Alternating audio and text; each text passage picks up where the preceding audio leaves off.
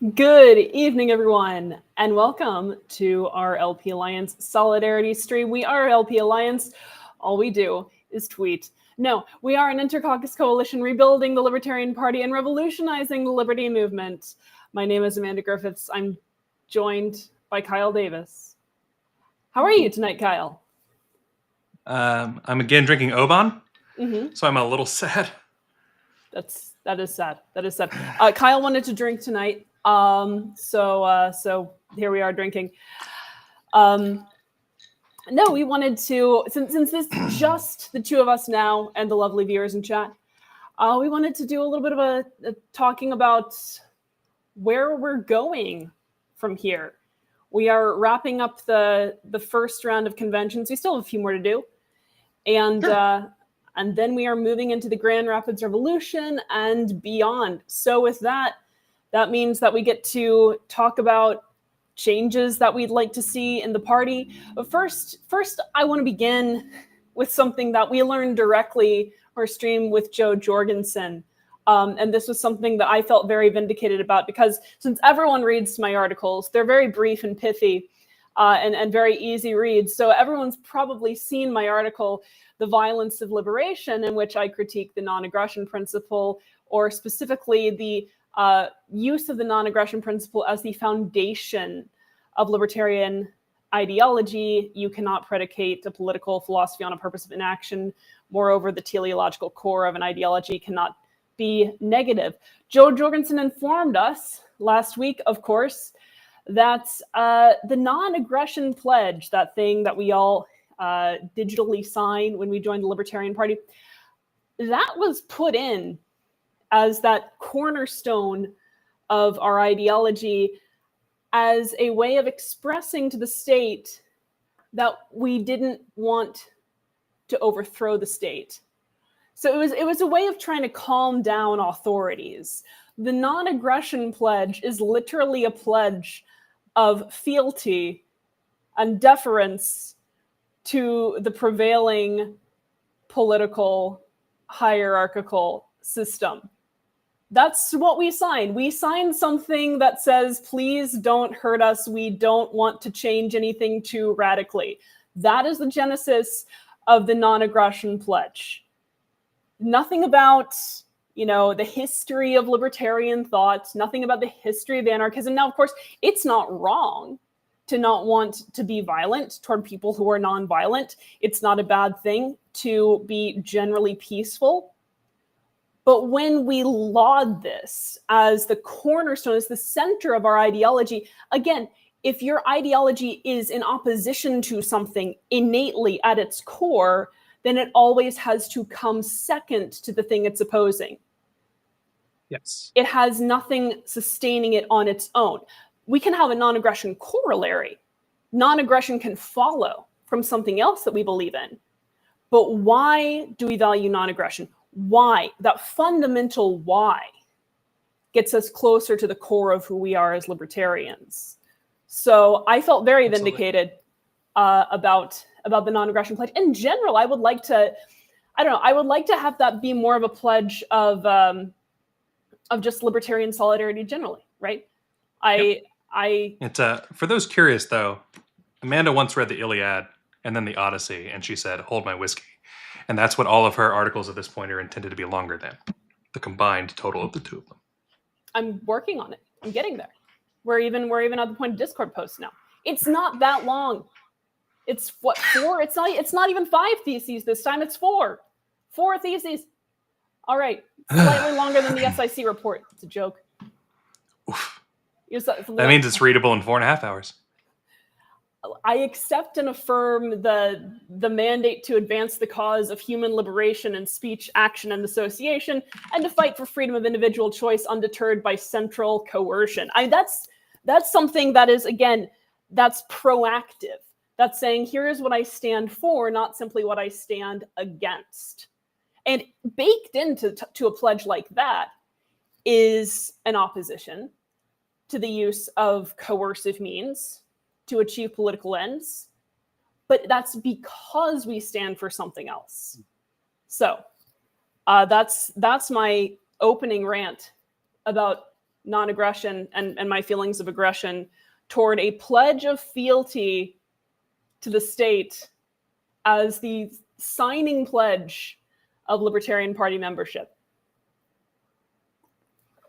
I'm with Dana. Margaritas would be better than Oban. I despise margaritas. It doesn't matter how much I like margaritas. I really don't like Oban. I don't know why you're drinking Oban then. Because I was given a bottle of it and I must finish it. That way, that person, if they ever come back and watch these, know how painful it was of a gift that they gave to me. It's the only way for them to truly understand the pain that they have caused.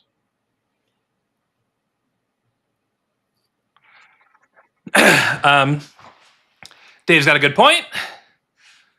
We don't advocate the overthrow of the United States government. The violent overthrow. Sure, but that's what he said. I'm just repeating his words. Yes. He left out violent. He said. Jocelyn's asking what we're up to.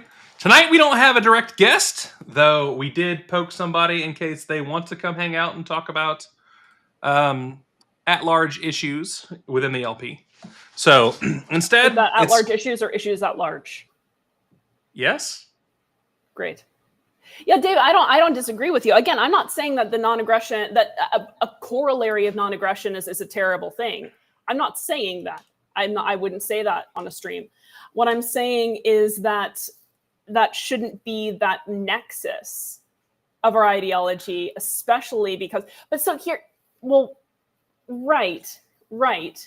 But again, to me, and I know everyone knows this because they've read my 4 theses on the violence of liberation. I'm sorry, I tried to get through that with a straight face. I know that everyone knows this, I'm just repeating myself, but in politics, to speak of self-defense, arguably any political action is an action of self-defense in some manner. And you can argue that any political act is an act of aggression in some manner. We can do this all the way down. It kind of becomes, a reduction to the point of absurdity. So to speak of self-defense, I agree that we have a right to self-defense, but I think it's vague and ephemeral when we talk about it like that. I would rather have us say that the foundation of our ideology is something that we stand for. Yes, Sarabella, I agree, it's not the nexus. And we treat it like it is. Like libertarianism is all about the non-aggression principle. Well, no, it's not, because then what is non-aggression for? What are you opposing it for? And you can say the same thing, by the way, of liberty. What is liberty for? Amanda and I have talked about the non-aggression principle many times. We're actually on the same side of things, but we say things differently on it. In my mind, the thing that we should be saying, instead of saying that we are for the non-aggression principle, instead, we should be saying that we want to fight for a world in which the non-aggression principle is possible. So we're going to stand against the tyranny that's out there. We're going to stand against any of the things that are in the way. We will fight anything that ever tries to disallow that the freedom and tyranny, the freedom and authority of the individual. I am not going to announce my candidacy for at-large, though I have been told that someone from the Mises side is probably going to nominate me, which means there's a possibility. The fact of the matter is, a nap for me and you is not a end goal. Sure, I can live in, peace with my neighbor and we can be happy. But if 2 houses down, they're dying because someone's taking their land over, we've already failed. This is a fight. The fact of the matter is, libertarians have always been the ones who understood that there is a war going on constantly between those who would take everything that we have in freedom and in liberty and replace it with their idea of comfort and safety. That's no life. It's cliche and boring and everyone's heard it a billion times, but give me liberty or give me death has existed throughout the entirety of our country because that should be the minimum for all of us. And if someone's taking the liberty, freedom, whatever else you want to call it, from someone else, and you have the ability to stand with the person who's being attacked and stop the other one, from my perspective, it is your moral obligation to do so. And Dave, yes, that is correct. We were pressured into having a "we don't advocate the violent overthrow of the United States government" pledge by Democrats and Republicans. Again, let's begin with something that is affirmative rather than negative, because if you're beginning with something negative, then something else has begun before you, and you simply exist at your core to negate it, which means that it always has to be there, right? But again, if you begin with affirmation, then the opposition to the use of force to achieve social and political ends, that can come later. That can follow from this, to affirm and accept the mandate to advance the cause of human liberation in speech, action, and association, and to fight for freedom of individual choice, undeterred by central coercion, includes that. But it's an affirmation of an obligation, of the obligation about which Kyle just spoke. And so then from that can follow that opposition to the initiation of aggression or violence. Although, again, all political action is an initiation. Again, you can't act without some kind of initiation. And because politics is innately intersubjective, you can argue all the way down that any type of political action is some type of force, right? And this is where we get into the extreme isolationism that we see sometimes in libertarianism, which, again, this is not to say that we can't believe that initiating force is bad, but it's to say that can't be the foundation of a political ideology, partly because, again, that teleological core can't be negative, and also because that is a philosophy inherently of inaction. To say I stand against initiating something is a philosophy of inaction at its core. That can follow, but that can't be the first thing that we say grounds our ideology. Why do we believe in non-aggression? That's more of the grounding. As a quick aside, Karen Ann points out, congrats, Dana. And I do want to say congratulations to Dana and all of Michigan. Throw off your chains. Your chains had the largest of weights above them. And Michigan has shown that through a fight together, by working on a common goal and setting aside the worries over differences to look at the parts that are the same, that we can accomplish things that everyone thought were impossible even a year ago, even 6 months ago. And tweeting, Kyle, let's not forget the tweeting. Oh, that's right. That's all we do. We just tweet. Yep. I want that on a t-shirt so badly. I know it. We got, for those who aren't aware of this joke, we got an accusation that all we did for the entirety of Michigan was tweet. 10 of the people who are on the ground in the Michigan fight for the side that won are with LP Alliance. And outside of those 10, we made lots of calls. We helped with materials and everything else. LP Alliance is not trying to take the credit for the win altogether in any way. The people who are on the ground, the people who did the fighting, and everything else are, at the end of the day, the soldiers that won the war. But LP Alliance is very proud to have played any part at all in that, because Michigan was such a big, important thing for so many of us. It's also a really amazing example of how distributed organization and decentralized organization work, right? So Michigan in particular is a very tough case because, in addition to all of the other reasons which we know, Michigan selects its delegates to the state convention by district. So you have these district conventions and then you get the delegates. So what it essentially involved doing was helping to mobilize, and again, the people on the ground did the grunt work here, but mobilizing all of these individuals in discrete districts, like really mobilizing for multiple conventions to get to one final convention, right? And so in that process, an ordinarily siloed system became extremely tight-knit by virtue of this coordination from nationally distributed nodes to the hyper-local level.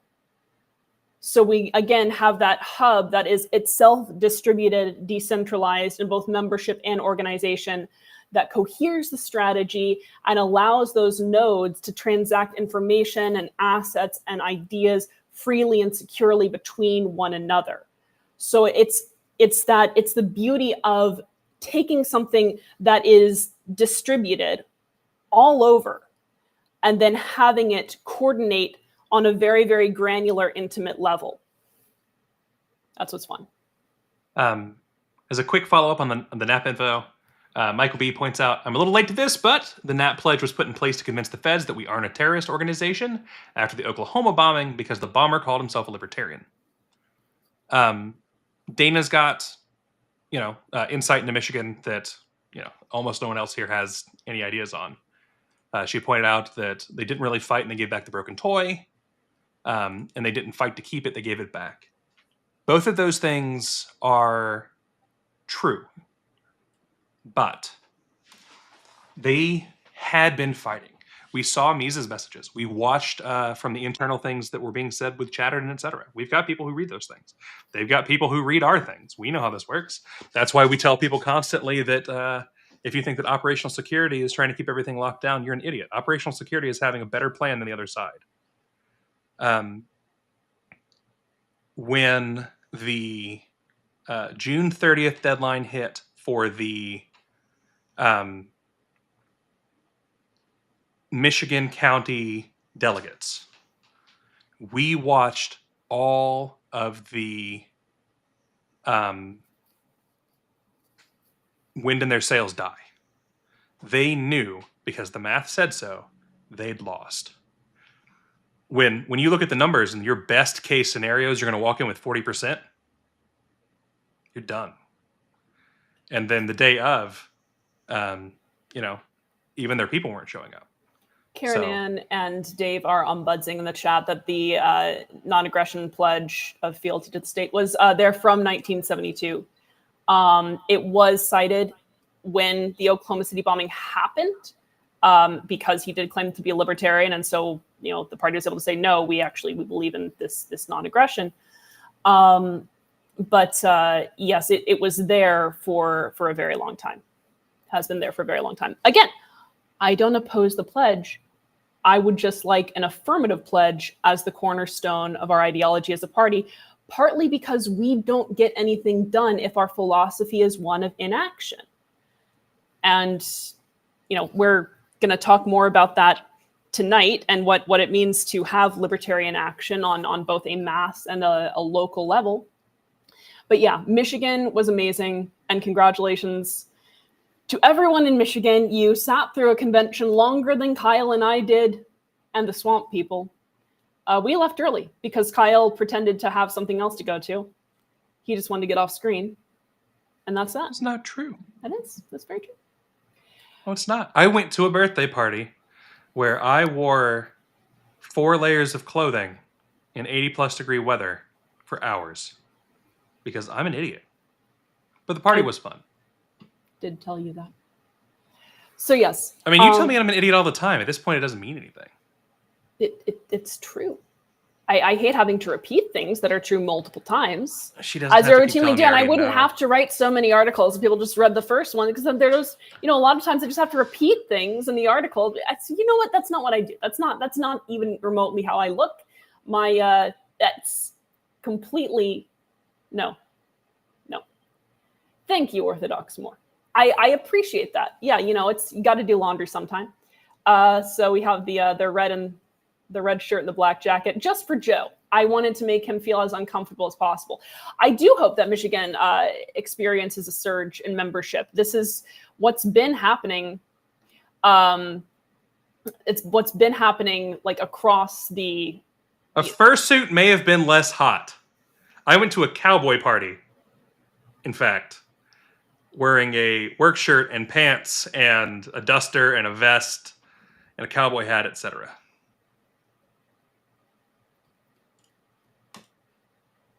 It's a fuzzy party. It's a fluffy party. I don't know how fluffy it was. That was not fluffy. I do for some because somebody did not have the weird regional state shape issues. Have they never seen a map of Michigan? Doubtful, Dana. Doubtful. You have to remember that the Swampcast people can't read, so it's very difficult and for them. They're open about this. Yes. Functionally illiterate, and some less functionally than others. Yes. It's and credit to them. I want to watch their race next year. I want to see the glizzy gobbles followed by people sprinting and potentially getting sick on pork guts. As we move forward, Kyle wanted to do this. Was like, let's talk about what we want for the party going forward. And I said, fine. And now he's talking about guts and weird things and parties that he attended. He's very individualistic, this man. It's a joke, everyone, by the way. So we do consider as we're moving forward, all right, how the Libertarian Party can be reconstituted, rebuilt, such that it is able to achieve its multiple objectives. And both of these objectives really are the same one, but the ultimate objective is too general unless we break it down into a couple. The ultimate objective is a world set free in our lifetime, a freer world, more net liberty, whatever. That's way too subjective. So we talk about a couple things. We talk about the institutional mechanisms by which we advance liberty, and we talk about the social mechanisms by which we advance liberty. The great thing is that the two of these enhance one another, that you can't have one without the other. You cannot have a social growth of libertarian thought that is actually effective without having more libertarian policy. That's elections, that's campaigning, that's petition drives, that's lobbying. You can't have that victory if you don't have the grassroots support and the people to get it done and the popular urgency for it. No government has ever abdicated power willingly unless they've been scared. And what scares them? The people scare them. The idea of an uprising scares them. And so this is why when there are social movements that actually have a coherent set of demands, you do see change. When you just have social movements that are people like yelling in the street about nothing and that don't have a set of policy demands, then no, you don't get much. But when you have a concerted effort for concrete change, then you do see that. And what's more, when you have visibility into libertarian causes and libertarian action, then people already know about libertarianism. Yes, directed intent, focused intent, thank you. Exactly. People know about libertarianism, they know the name, they know the word, and they see the causes that libertarians back, and so they know what it stands for. They don't have to read my theses on libertarianism, but they should. They just get involved and engaged. And then when election season rolls around, you already have the earned media. People want to hear from the libertarian candidate. But the party is not about the candidate. The party is about the platform. And the best evangelists for liberty are rarely the candidates. They're the people you know. They're the people who you see advancing liberty in your life. So what we are attempting to do is unify these ends, right? And to have a party that is simultaneously more member-focused and more capable of getting more electoral and policy wins. These two aren't at odds with one another, they are inherently linked. And that is why when you see successful political parties, they have never just been about elections.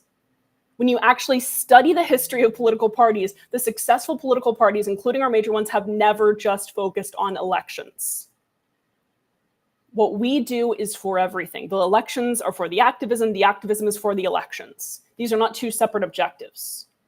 Unfortunately, our previous LNC decided that activism could be performed at the expense of elections, not the expense of running libertarian candidates. And so now, anytime somebody talks about activism, immediately the alarm bells go off. I get that. It was even worse than that. It was while doing the destruction of donors and everything, also stealing money. So, mediocre activism for a different party, running away the donors, running away the membership, and taking the money for yourself. It doesn't get much worse than that. So we get it. When people talk about activism, we're not talking about that. We're talking about activism for candidates. We're talking about candidates for activism. These two things are linked. You cannot just do one and expect to win. You cannot just do one and expect, to succeed. So what we're trying to do is make this more member-oriented and have a more direct line between members and the LNC. And so when we talk about changes to the LNC and changes to the party, it's with all that in mind. Kyle, you know words, or pretend to. Say some of them. I do. Yep. So, as far as like what tonight is, the goal is to change the name of this particular show, the Wednesday show, to the Wednesday Solidarity Stream. I've already been calling it that. You just have to pay attention. She has set 2 of these up, and it still says LPA Live on them. So, if you read Sparks, it's referred to as our Solidarity Stream. Yeah. Everyone reads Sparks, Kyle. Everyone's talking about it. All right, chat. If you know what Sparks is, explain it. Just say that it's the weekly newsletter from the Torch. They already knew it. It was just trying to help coordinate them. So we talk about activism, and we have a couple. Okay. So it is. We have a couple. What? Oh, that was. I'm sorry, I didn't know you were still talking. Yes. The hope for these is that often we can have guests. We can talk with those people about past, present, and future libertarianism, so that everyone who wants to stand with us can see how varied people are for this party and for the ideology and what's moving forward. Who can see the different projects that are being worked on. Looking at, Spike Cohen, looking at You Are the Power, the work they're doing is incredible. It's part of the liberty movement. It's outside the Libertarian Party. But a lot of people who are there are also part of the party. When we look at the activism work that we see from Donnie the Misfit and Jeff Charles, it's fantastic activism. It's outside the party, but it helps the party. And all of these things build consistently together. It's all part of one movement. And all of the work that is done by these people gets seen, and it's, the party gets credit for it too. It's like Amanda was saying, it's what builds the candidates. The candidates are the activism is the candidates. And the members. It's true. So between LP Alliance and many long hours of me and Amanda arguing into the night, we've got a bunch of ideas for what the future of the LP looks like, for the future of LP Alliance looks like, for the future of the Liberty Movement looks like. Many of the ideas are ours. Many of the ideas are other members of LPA. Many of the ideas come from people who are outside of LPA as well. People will constantly talk about the things that Ken Molman's brought in, the things that Karen Ann's brought in, the things Dana's talked about, the things that Joe has done. Like, there's a lot of people who show up to these chats and show up to these events every week who have brilliant ideas and have done brilliant work for the party. And so we want to highlight those things. We want to talk about those things. And we also want to give you ideas for what we could be. Some of that involves changing the very structure of the party, because the way the LNC is laid out sucks. And I think that we have finally finally got enough appetite from the people that maybe we can fix that. Because But you guys gotta be ready to do bold things.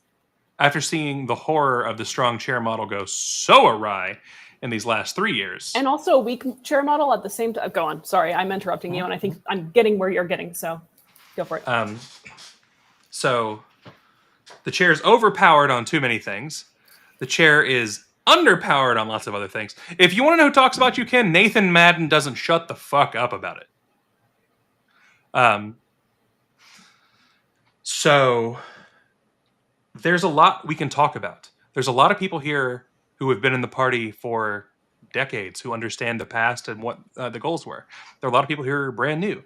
There are people who are working on their PhD who have spent many, many hours over the past 10 years of their life doing nothing but obsessing over this and doing nothing but planning exactly the movement that we're working on right now, and has no other personality to speak of. But she smiles a lot. That's Phil, right? Yeah.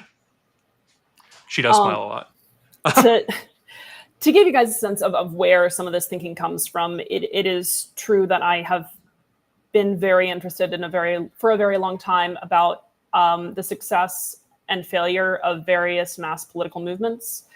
And I've talked about that on other streams, so I won't rehash a lot of it. But this isn't just like coming out of thin air. This is coming after looking at various movements throughout history, looking at them materially, right? Because circumstances change, and what is successful and what is not successful varies depending on the intentions of the movement, depending on, you know, the technologies at hand, depending on the distribution of intelligence, right?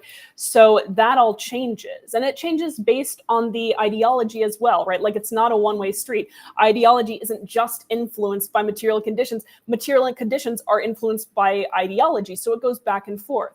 So what makes these movements successful has been something that's preoccupied me for a very long time, and that's part of why the focus on activism is important to me, and why different organizational structures are also very intriguing to me.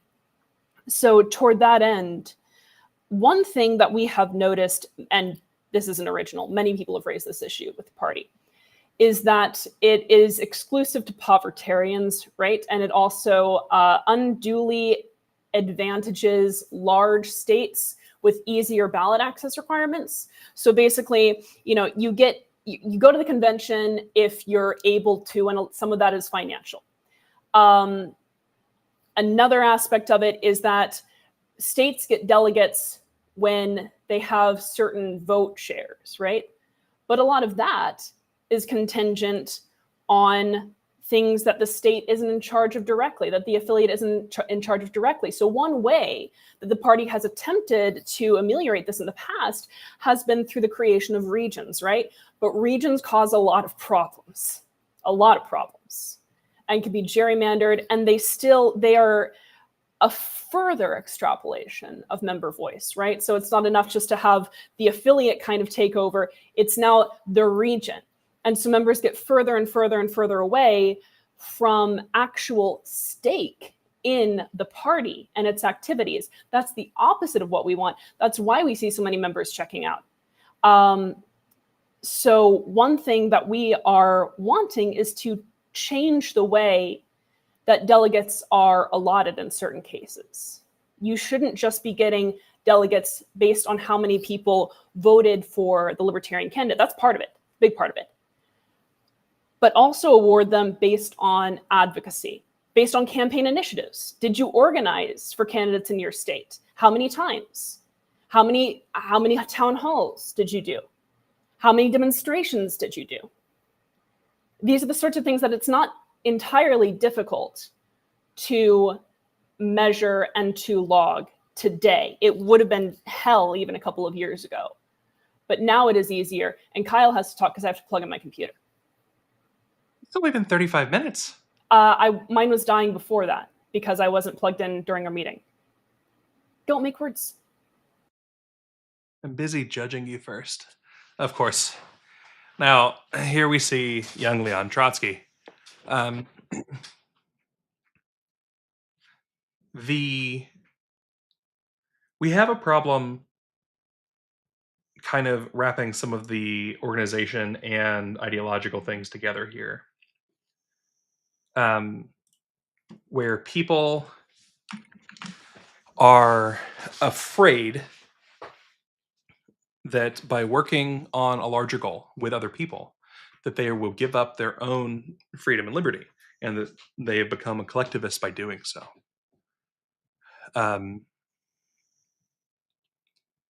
That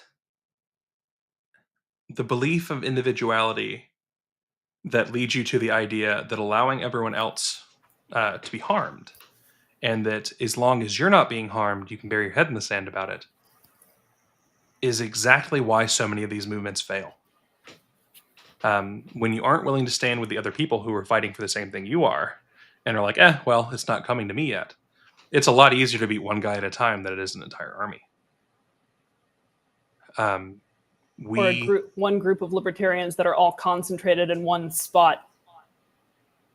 It's a terrible, terrible strategy, guys. I'm begging you, don't do it. Anyway, sorry, go on. That's right. Free State Project. Your ass.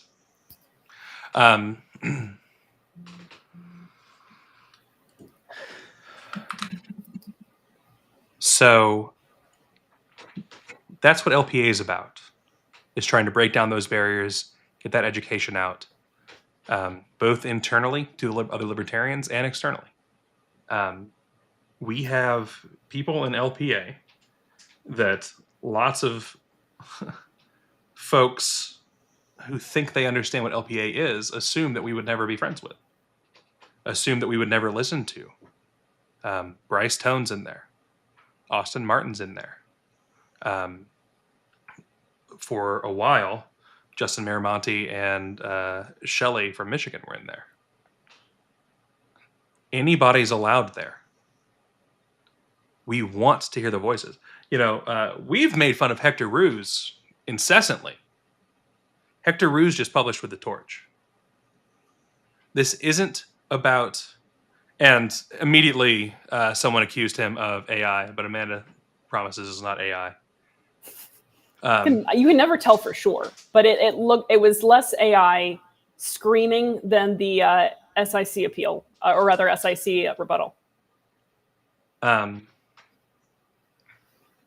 whole goal is to show where all the different thoughts lay together, because they do. At the end of the day, the people who are, even people that I routinely say aren't libertarians, because I will point out routinely that like bordertarians aren't libertarians, because it's an inherently anti-libertarian stance. You're reducing free trade, you're reducing freedom of movement, you're reducing freedom of association. Those things aren't libertarian, so bordertarians are inherently not libertarian. It's an argument.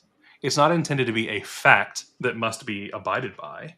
It's not that I think that because I'm an LPA and I'm saying this, and for some reason some people listen to me, that means that everyone else should be forced to listen to me. I welcome people to call me an idiot and tell me why. That's why I'm friends with Amanda. That's most of what she does. I also force them to listen to me, and I would just like to say that you all are required to listen to me. You have required reading every time I publish an article. Except for Joe, since I know that you're illiterate, I will read it to you as a bedtime story. Labor is free trade. It's true. We have to fight together. That means working with people that suck, from your opinion, from your point of view. It means working with people that don't have as many views together, as many views held with you.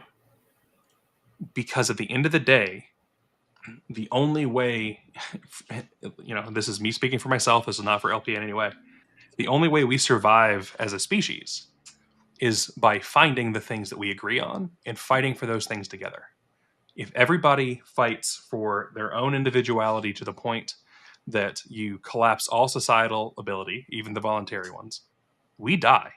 No one has the ability to do everything for themselves. We have to trade our abilities to each other. And to truly be an individualist is to be an individualist for everyone, right?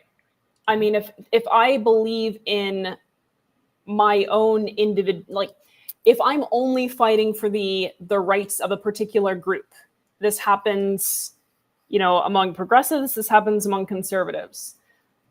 I'm not fighting for individual rights. If I only care about myself, then I also don't really care about individual rights. I care about my own atomistic rights. And not even then, because I don't care about the right. I just care about me. If I cared about the right, I would be caring about it for every single individual. So to be an individualist is to be an individualist for everyone. And again, to resist central coercion, to resist mass coercion, to resist collective coercion. Doesn't matter whether it's, delegating your will to a group or to one particular benevolent tyrant. Either way, it is an outsourcing of individuality. And we need to be individualists for everyone. Right. That's why so many of the claims that we are leftists come out, because a lot of the things that we fight for, that individuality, looks like the social identitarianism that you see more often from the left. We don't like LPNH. We think Jeremy Kauffman's an asshole. That's because he's gone out of his way to make people try to make people believe that for some reason you have to be white to be a libertarian, to think that you have to be a Christian to be a libertarian. He's actively said that being Jewish is not compatible with libertarianism. Those things are absurd. Libertarianism is not a religion. It's not a skin color. It's not a gender. It's not a sex. It's not your hairstyle. It's not... It's your hairstyle? You think so? Mm-hmm. It's the belief that your choices are yours, their choices are theirs, and you're willing to let them live their own life so long as they'll work with you on the things you agree on. Solidarity is libertarianism. When you're together in a community of any kind, if your community decides that, man, it'd be really nice if the entry to our community had flowers around the entrance, around the gate and everything. We want a sign to say things. And if people come together to put that up, and whoever owns the land at that gate wants to put flowers there and lets people come out and put flowers in, that's awesome. That's cool. But a lot of the times you hear libertarian thought that suggests that it's bad because the street may be owned by the government. If you tear down individuality and you tear down your own ability to express yourself because of what the government does, that's just as bad as what the government's doing. We see it routinely where we talk about, like we talked about pride, and we've made fun of the fact that Brian McWilliams is fucking terrified of a gay porcupine. And it's funny because they're letting the government shape and change their actions. They're letting the government decide their thoughts. They're letting the government decide what all of us can do for ourselves. That's just as fucked as the government doing it in the first place. The reactionary knee-jerk of, oh, well, the government likes it, so it's evil.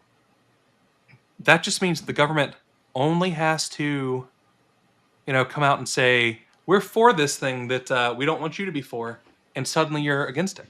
That's the government being able to play you on things. That's the government having so much power over you. We want to fight the government.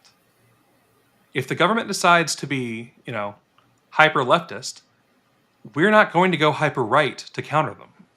We're going to stay exactly where we are and do exactly the things that we still believe in.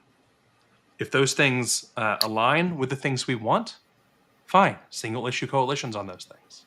If they don't, they're against us, let loose the dogs of war. That's it. That's the goal. If Trump does something that we're for, we're still going to call Trump a fucking idiot, but we'll celebrate the win. That's the way forward. DeYuper's not wrong. We use the term me talks which is coined by Amanda. And if I don't point that out, she'll flog me later. And I thought not in the ways I like. It's taken on a life and a spirit of its own, and she'll flog you.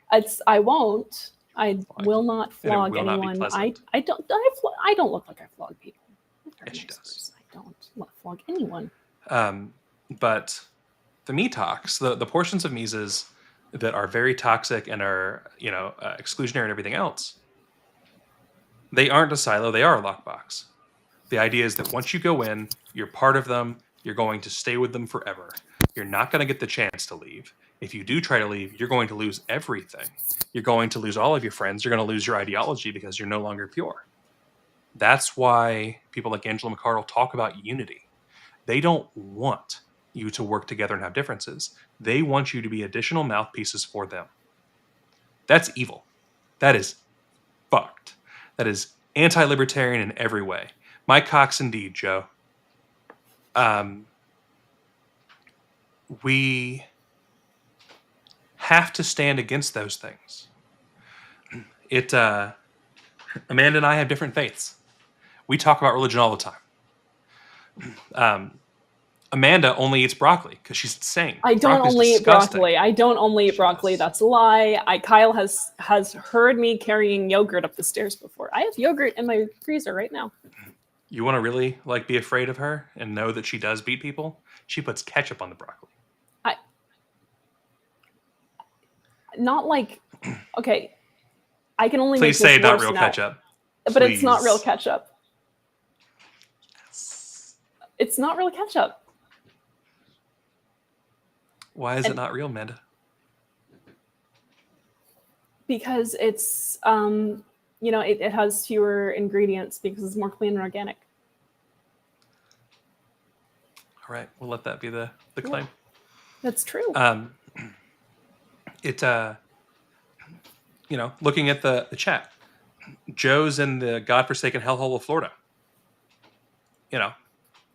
We went down and hung out at LPF's convention because despite being in the godforsaken hellhole of Georgia, there's a belief and support for each other. We're fighting beside Sarabella for New Hampshire. At the end of the day, I'm not intending to move to New Hampshire. I'm not a free stater. But Kyle, it always works so well when libertarians and anarchists just all get together in one spot. Makes them... Do you hear bears? I think I hear bears. Shoot, I left my trash out. Crap. Who's going to take that? By the way, whoops, that was the wrong one. Nope. Amanda won't eat broccoli cheddar soup. I do freeze yogurt. First of all, have you ever heard of frozen yogurt? Secondly, it is very good. So you freeze it, and it has the consistency kind of. It depends. So if you're if it's kefir, right? So if it's more liquidy, then it kind of gets the consistency of a smoothie, which is delicious. And if you freeze just a carton of yogurt or something, then it's frozen yogurt. It's the bomb. And I highly recommend that everyone try it because it is delicious. Freeze your yogurt, children, freeze it. Some of us are, in fact, gay as fuck. Gaff. White broccoli. What's good is the multicolored cauliflower. I wish it tasted different, and I tell myself that it does. It probably doesn't, but yes. I had a friend that was trying to convince me that white asparagus is the best asparagus, and the local farmer's market has fresh white asparagus, so I got white asparagus. It's horrible. I like asparagus. White asparagus is disgusting. I would have said viscous, Joe, but you would have mocked me for using words that you don't understand. Realistically, what Reynolds number are we talking about for our frozen yogurt?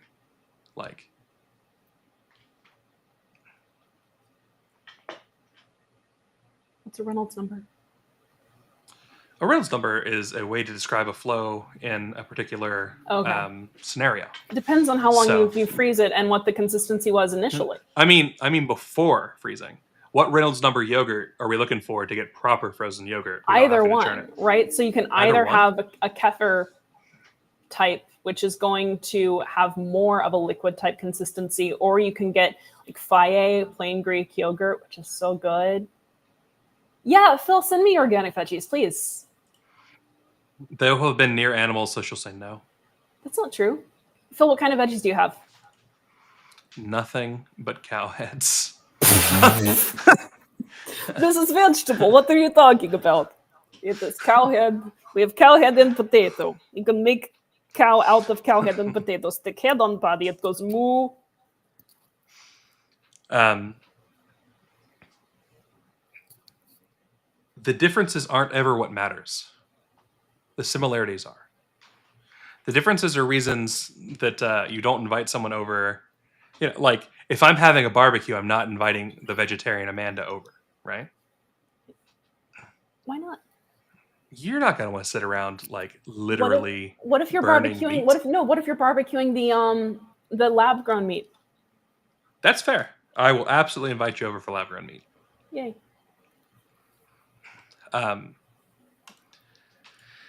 We have argued about BMI many times. I hoped you would not bring this up. I really did. I hoped that you would just let that comment go because we have so much more to talk about. We're not talking about BMI unless you are. Okay. No health classes today. Thank you. We can do health classes. I'm an open book. We can do health classes. We can do Amanda reads her articles with bedtime stories. What? It's as far as like a health book.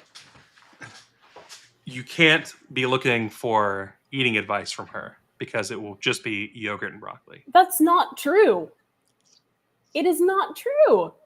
And she'll tell you if you're sick, take Zicam, and that's it. You should take Zicam if you're sick. I don't say that's it. People should be drinking. People should be using electrolytes, which are good. And Zicam is really good at the onset of a cold or cough. These are her suggested electrolytes. Ultima's so good. My favorite ones, if anyone ever wants to send me a present, are the Appletini ones. Appletini. They're really good. Veggie meat tastes like shit. I don't like, because I've been a vegetarian for ages, basically like the majority of my life. I've been a vegetarian, and so for me, fake meat just tastes weird. If it tastes too much like real meat, that tastes weird. So, like, I've had it, but I don't love it. And if I'm going to have a veggie burger, I actually want it to be a veggie burger. I want it to taste like veggies. So there's... Bill, do you guys have yellow watermelons? Because the yellow ones are so much better than the reds. I've seen those at the store, and I haven't known what to do about them. Oh yeah? They're just better. I've never had them. Are they more sour, more sweet?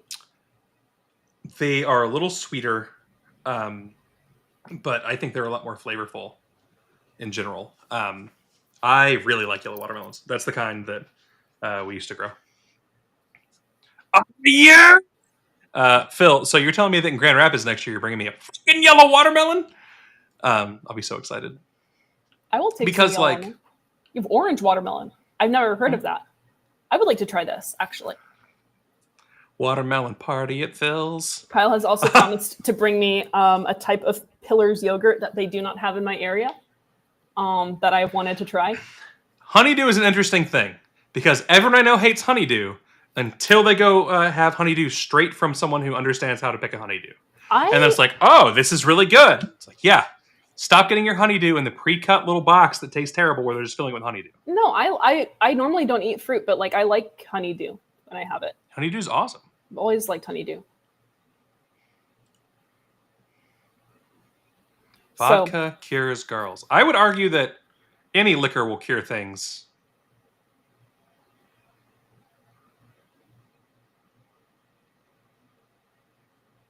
And with that, would you like to continue taking questions from the class, or would you like to talk about the LNC and the Libertarian Party? Oh, I don't know. Do you want to talk about potential structural change? Do you want to talk about sure LNC things? Do we want to talk about Whiskey? So we've just talked about how. See, I told you. This is the thing that's said. Trindolin, I wish I was going to be there this weekend because I would bring you a honeydew and a cantaloupe that are actually good, and then you would understand. But I can't make LP California anymore, and I'm sad about it. Now we've got Tony D'Orazio. Perfect timing, Tony. How are you? Super. Wonderful. Tony, why don't you tell the class about yourself for those who don't know who you are and how wonderful you are? Oh my goodness. I'm just a libertarian. I've been around the party for years. So I've been a past chair and vice chair of the Libertarian Party of New York.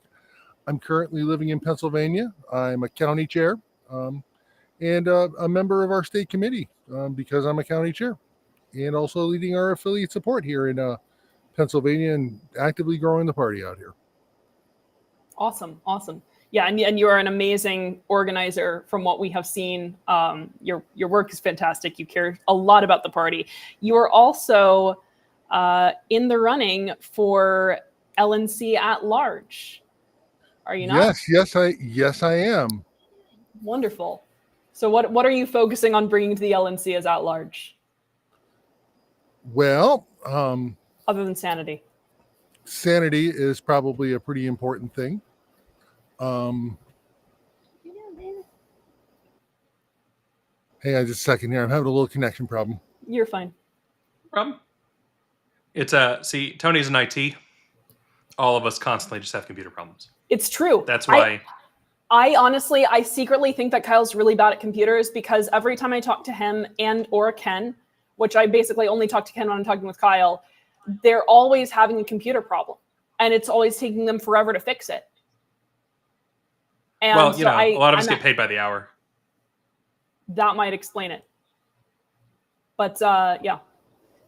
Oh, sorry. You're good. You're good. Good. No, we're good. And I hear, yes, Kyle, I'm an IT guy. Sanity.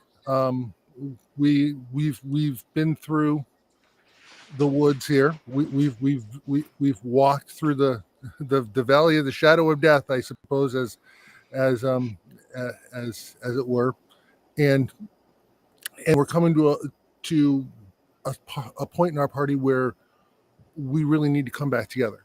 We need to rebuild. We need to bring those people back who left because for one reason or another. We need to open the big tent back up. It's felt when I ran for chair for national chair in 2022, I kept talking about the big tent and growing the big tent, throwing those doors open wide so those libertarians that didn't know it yet could see their way in. And what we've seen is a shrinking of the tent, and some of those libertarians finding their way out. I want to bring them back, and I think we can. I think we can really build the party back and build it back stronger and better. And we're starting to see that in several states where sanity is starting to become the rule of the day. How do you think we start that at the national level? I think you have to have real conversations about what has happened, where we've come from, and how do we bring people back. And when I say how do we bring people back, it's not just the bodies that we need, and we need the votes, but we also need fundraising. We need people who are willing to make those phone calls and have those tough conversations with those donors who haven't been giving, and show them that we are actually at a point where we can grow the party again. We're at a point where we can say, hey, we're serious about being the number 3 political party in the world, because really we talk about ourselves being number 3 in the United States, but really we're one of the largest political parties in the world. And we need to grow back to where we were. where we were in 2016 when we had that political clout, in 2018 when we had people running for governor, in 2020 when even during the pandemic we had a bus with Joe Jorgensen's smiling face on the road. We need to get back to that point and get our activists back. And like I said, and you did a little money thing there. Yeah, we need money. We're hurting financially as a party, but we also need people to volunteer for the party too. The infrastructure of the party is starting to crumble, and there are people who have picked up some pieces of that and helped with that, but actually providing that professional support, acting like a professional party again. I think we can get there. Mm-hmm. Absolutely. Joe wants to know who you want as chair in 2026, if you have thoughts on it. So as far as I know, the only people to have announced are John Hudak and I'm missing a name. Angela McArdle. Imbezabel? No, I didn't want anybody. I didn't want anybody who was going to bankrupt us again. Right. Yeah. So I mean, if in all seriousness, we do not need Angela back at this party. I ran against her in 2022, afraid of the direction that the party would be headed. I never could have imagined. I would have run harder had I known where we would have gone. Honestly, Joe, there is no end game. There's no end game. There shouldn't be an end game. By ABC. ABC principle. Always be Cohen. Anyway. I mean, we talk about us being around for 50 years and 50 years plus and not having really gotten anywhere as a national party.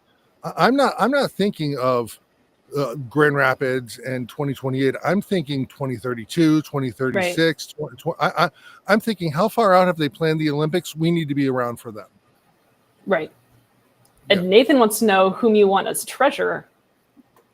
Somebody who, I mean, if I had my druthers, I'd want Tim Hagen back. He was a fantastic treasurer. There are a number of decent state treasurers who have done really well. I had a great one in when I was chair in New York. Well, we had when I was vice chair, I should say, we had Laura Newell, who probably wouldn't be interested in it, but after her we had Cody Anderson, who has also been a past chair. I think both of them would be great as treasurer. I want somebody who can navigate an FEC report. Yeah, that's important. Seems like a low bar, but it's the state we've been in. I get why it's hard. It's hard.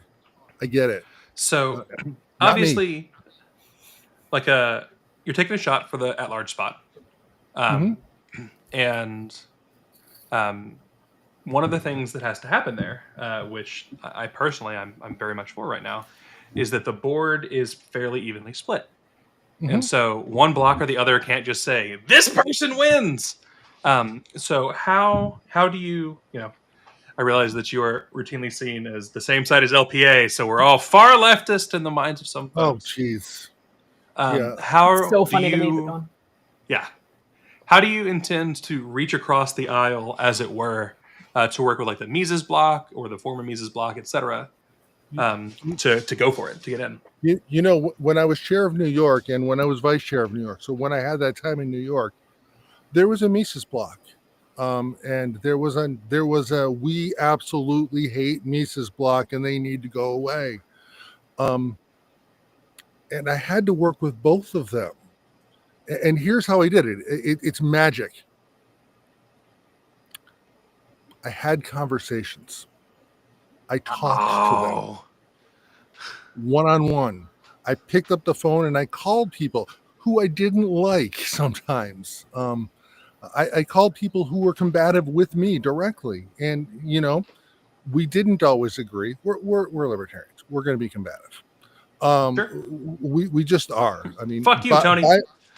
Fuck you, Joe. It's true. So I intend to have conversations. I've already started having some of these conversations. When I reach out to people on the LNC, I'm not just reaching out to the quote unquote friendlies, the people people on one side or another. I'm reaching out to everybody and talking to everybody, and that's. I think there's been a lot of walls thrown up, and it's just never been me. Yeah. Yeah. By the way, Nathan, we've already got the Grand Rapids Revolution. That's Grand Rapids, the Grand Rapids Revolution. Yep.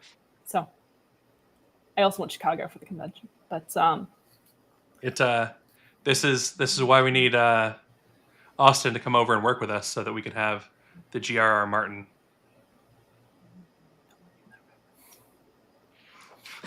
It's okay. The chat will get it. how do you? So you're talking about calling people that you don't really like. How do you personally get past that? Because this is something that we see a lot, right? There are personal grievances and personal beefs that might come from policy disagreements, but there are people who just won't talk to somebody. And how do you get over that internally yourself?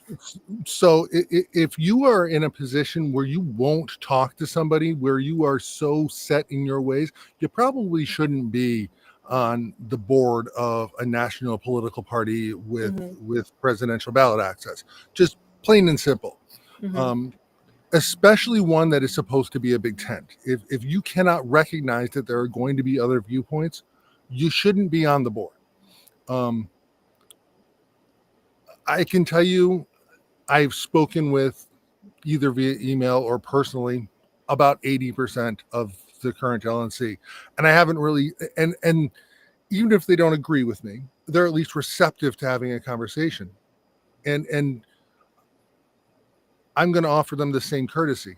I'm not just going to talk at them. In fact, you'll find, especially in large groups, I don't really talk all that much. I'm listening 90% of the time and talking 10% of the time.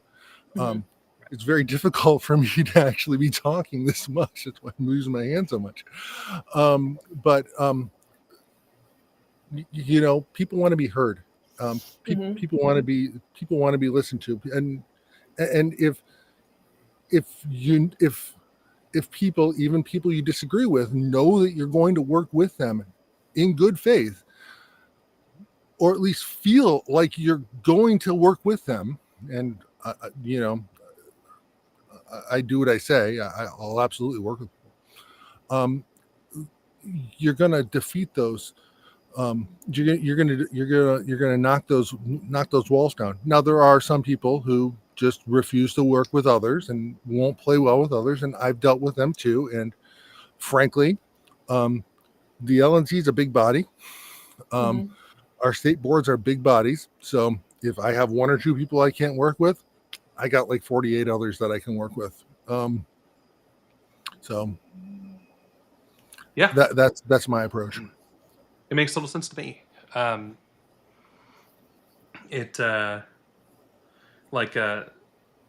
Sarwark threw his hat in the ring today. I heard that. I've talked about it before. I like Nick a lot.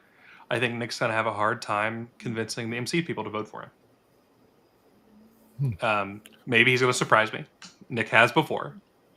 But I think that him trying to turn MC people over to voters for him is going to be rough. I think a lot of the reason for the quote unquote Reno reset was a direct. It was a direct retaliation to Nick himself. Yeah. He's not going to win that block. There's a lot. I like Nick an awful lot. I really do. This is not his time. Yeah. I mean, I would, and Kyle and I have been upfront about this. We would love to see someone like an Amash type figure, partly for the publicity, right? Partly for the draw, because he's a nationally recognized figure. Amash does not, because he is so principled, does not have a future with the Republican Party as it is now, right? Like he's come out as a libertarian. The Republicans, I don't see him successfully running as a Republican.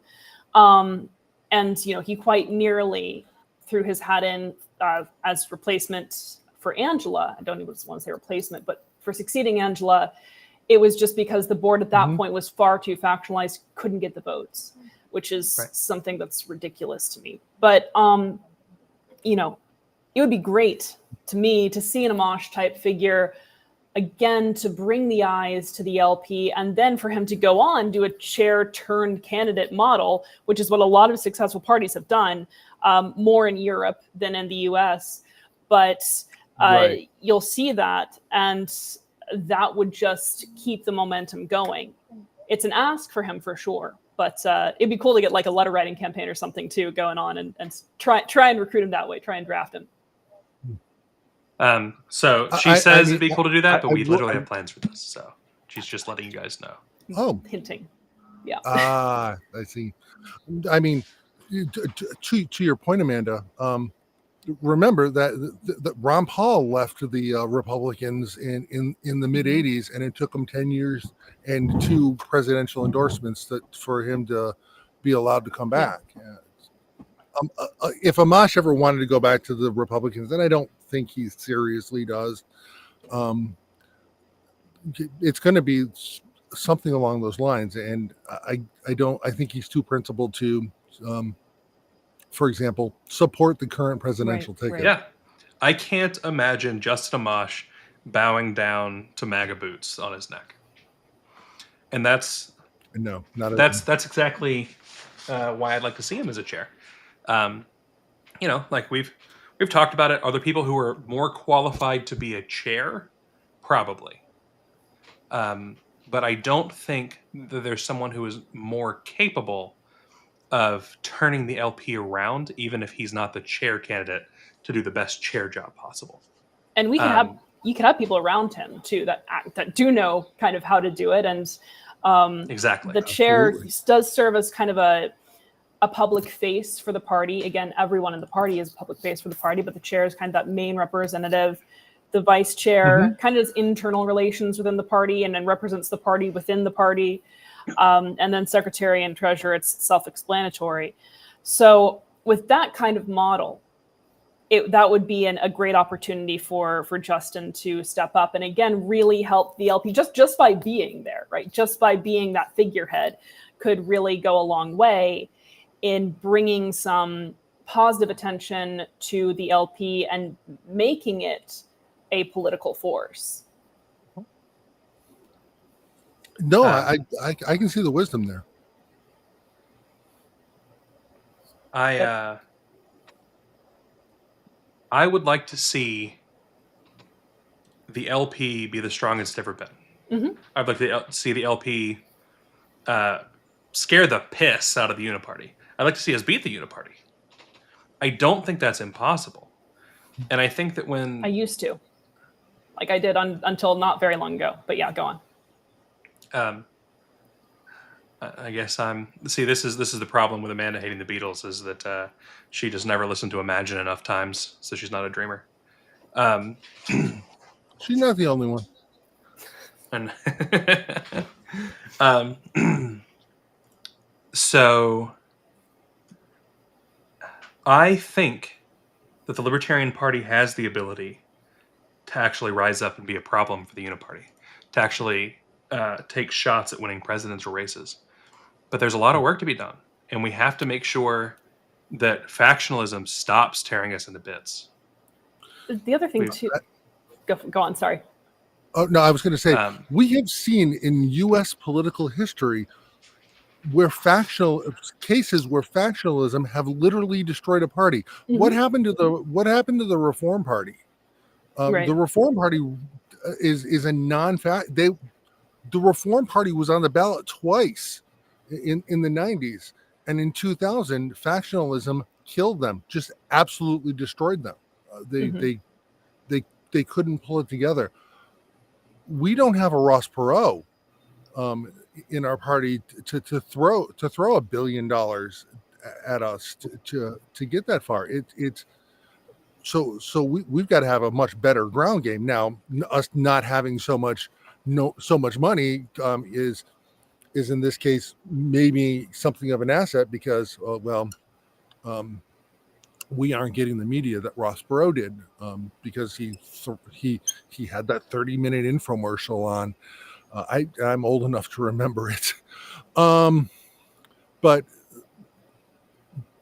that factionalism is going to kill us. Mm-hmm. It's so with reform. It's interesting because you're absolutely correct that the factionalism was a huge problem, and then reform is also a great example, and there have been many of parties that are just about the candidate. And that what happens when a party just becomes a candidate? Well, either the candidate completely takes over, as we've seen with MAGA, or the party just dies when that candidate goes away. So it's very interesting to see what will happen after Trump for the Republicans. Moreover, this is why, and we've just talked about Justin being a chair and then a candidate. So it's that could risk the same thing, and is partly why we do need those structural reforms to center the membership, so that it's not just look at this candidate, look at this candidate. It's the candidate is the draw for attention, and then it's all the activity that the membership are doing, which is another great thing that a lot of the European libertarian parties do really well. Is when you look at the more successful ones, Gierci More Freedom in Georgia, even amid this incredibly totalitarian regime, they are very successful politically, electorally, in relative terms, one of the most successful in the world in terms of libertarian parties. And they are constantly doing demonstrations and activism. And this is a pattern that we see with libertarian parties worldwide, is the ones that do the most activism among the membership tend to be the ones that are most successful electorally. And we have to understand how parties, the major parties that we have, stack the deck against us too, right? So that media attention, that's not going to come because someone's feeling nice, right? That's not going to come because CNN just decides that they want to be fair and give the Libertarian Party a fair hearing. We have to force that attention onto us. And again, that comes from public attention and the public eye. So I wanted to respond to Trinolin. Trinolin is the R4 alt, for anyone who doesn't know, because honestly, I know a lot of people don't pay that's a better question than other people get about the Libertarian Party. I might rather be there than other places. Right. Trinolin raises a good point here. And it's, we aren't well known outside the party. A lot of people don't realize that we are anything. That's routinely talked about as a big negative. It's routinely talked about as something that's, we can't rise above. And it's insanity. We absolutely can. We see it all the time. We've seen the Libertarian Party, when we decide to actually get together and do something, the first actual legislative change on pot in the entire country, Colorado Libertarians. Back when Colorado Libertarians were actually, libertarian. When we talk about Obergefell, we talk about gay marriage, Libertarians led that charge. Libertarians fought for it. A Libertarian wrote the amicus brief. The amicus brief. Kiddo. We have consistently shown that when we put our minds to it, we can win policy. That's not different than getting elected. It's not. It's just a case of getting people really excited about something so that they go out and they vote for it. Trinolin brings up another good point here. The far left, the Marxist socialist, they've got a great community, and that's why they're winning. It's exactly right. So this is one of the things that I looked into deeply, and this is part of why I know what I do about the Russian Revolution. It's because, they're great at overcoming collective action problems. How? Well, first of all, conscription. But before all of that, right? First of all, you just shoot everyone who doesn't join the party. That's one way. But that was later. So, I mean, people who are more Marxist-oriented understand they're communitarians, right? They're collectivists. And so it's easier in some ways for a collectivist to engage in collective action. We actually have the advantage now, and I'll try not to rant about this too long. We have the advantage now because situations have shifted, material circumstances have shifted such that things are decentralized, information is decentralized, so hierarchical structures do not work when it comes to mass movement organization. We actually want that decentralization. We want those distributed nodes where people, individuals, are serving as representatives of the movement through their own ingenuity and knowledge. That will condition the ends as well, right? So the motives or rather the modes condition the motives. If you're doing something in a decentralized, individualized fashion, your motives and your intentions, your outcomes are going to be more decentralized and individualized. So when we organize in that way, that is a way to, rectify that disconnect that we've had between individualism and collective action. This is actually a time for an individualist collective action movement. We just have to be brave enough to get out there and do it and have enough solidarity that we can coordinate in a specialized manner. But I absolutely agree with Trendlin on the merits of that. Absolutely. It didn't go too long. I fell asleep. I grew a beard and shaved it.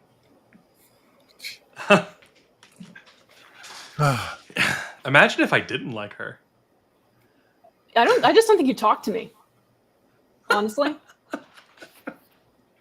Both Amanda and I speaking for her, but I talked about it, so I know this is true. Would love to see you win that at-large spot.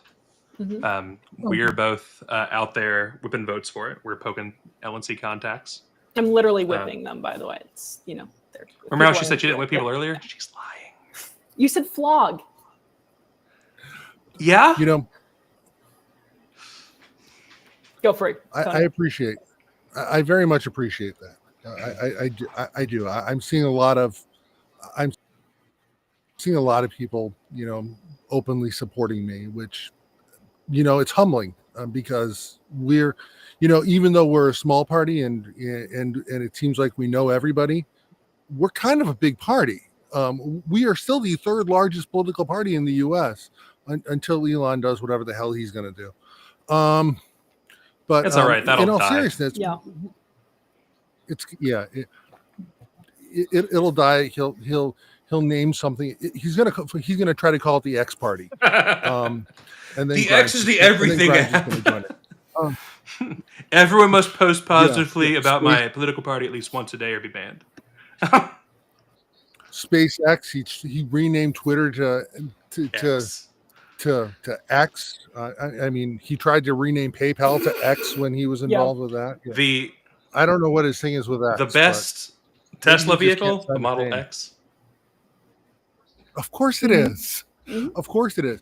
But anyway, I mean, we're a big party, and that's so many people from so many corners of this party from so many parts of this country are throwing that vote of confidence behind me. It's humbling. It really is. We're definitely behind you. Yeah, and I appreciate it. Trendlin says, I keep saying we as libertarians need a community chant that can bring us together and have solidarity. What we say in LP Alliance is from vision to victory. I don't know if that's too short or too much alliteration, but yeah, from vision to victory is what we're trying to do. I haven't interacted with Trendlin very much, like in real life.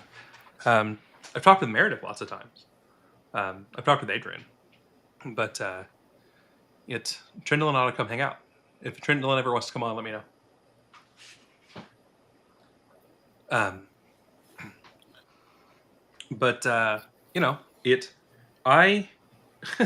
This is not the most popular of opinions. This is purely for me and not the rest of LPA. I like the board being balanced right now. I like the board having a bit of gridlock with everything else that's going on in turmoil. And I know that people are like, we got to have big changes for. And it's like, no, the chair is still strong enough to do fundraising initiatives. Don't lie. Like things are going to get through. We're going to still see the things happening with. I keep wanting to say Aristotle because that's what the data is. Someone save me here. Archimedes. Archimedes. Thank you. We're going to see the turnaround. We're going to see this party grow again. There's a chance the LNC might bounce into the red and we might end up with a bankrupt LNC or something. It's not the end of the party. It's not the end of the world. It's not the end of the movement. The LNC is... It's... Okay, so I'm gonna use a BLM framing for a second.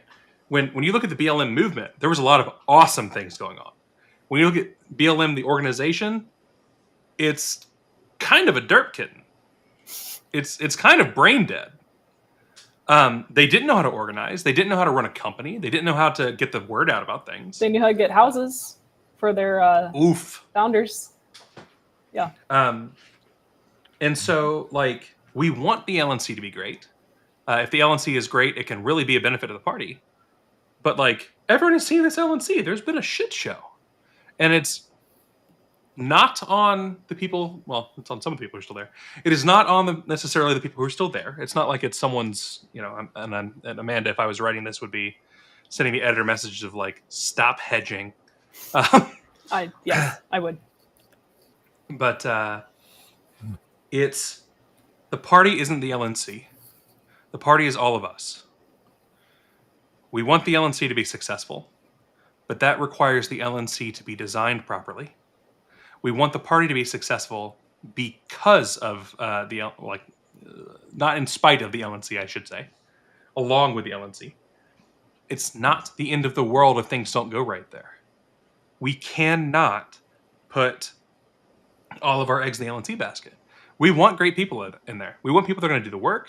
That's why we're behind Tony, because Tony's someone who's going to do the work and he's going to go in and do the best he can. We've consistently told people how we think on the people who are on the LNC, who's doing work and who's not, and who's a problem and who's less of a problem.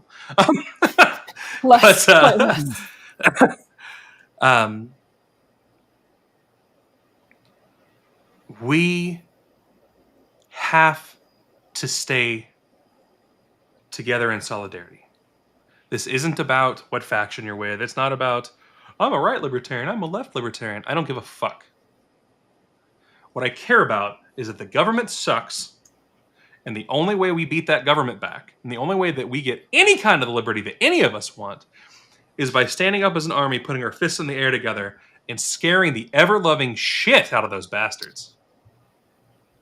That's it. If you don't want the government to keep growing and to keep taking control of your life and to keep showing everybody that they're not free, it's time to stop doing the infighting and start fighting outside. You need a new pledge. I mean, Kyle, I think you said it really well. You know, we, the members of the Libertarian Party, challenge the cult of the omnipotent state, and we got and it's right there. For first 10 words of the statement of principles. It's not, we the members of the Libertarian Party challenge other libertarians. No, it's the cult of the omnipotent state. And the one thing that we all agree on, there's a lot of issues where we don't agree in the Libertarian Party, and where we're going to debate them until the cows come home. But one thing that we can all agree on is that we need to challenge the cult of the omnipotent state, not each other, to the point. Yep. Healthy debate is okay. Unhealthy debate and tearing our party apart is not. And unhealthy debate's only okay if it's consensual. Well, yeah. But very true. Very well said. Can we go back to one?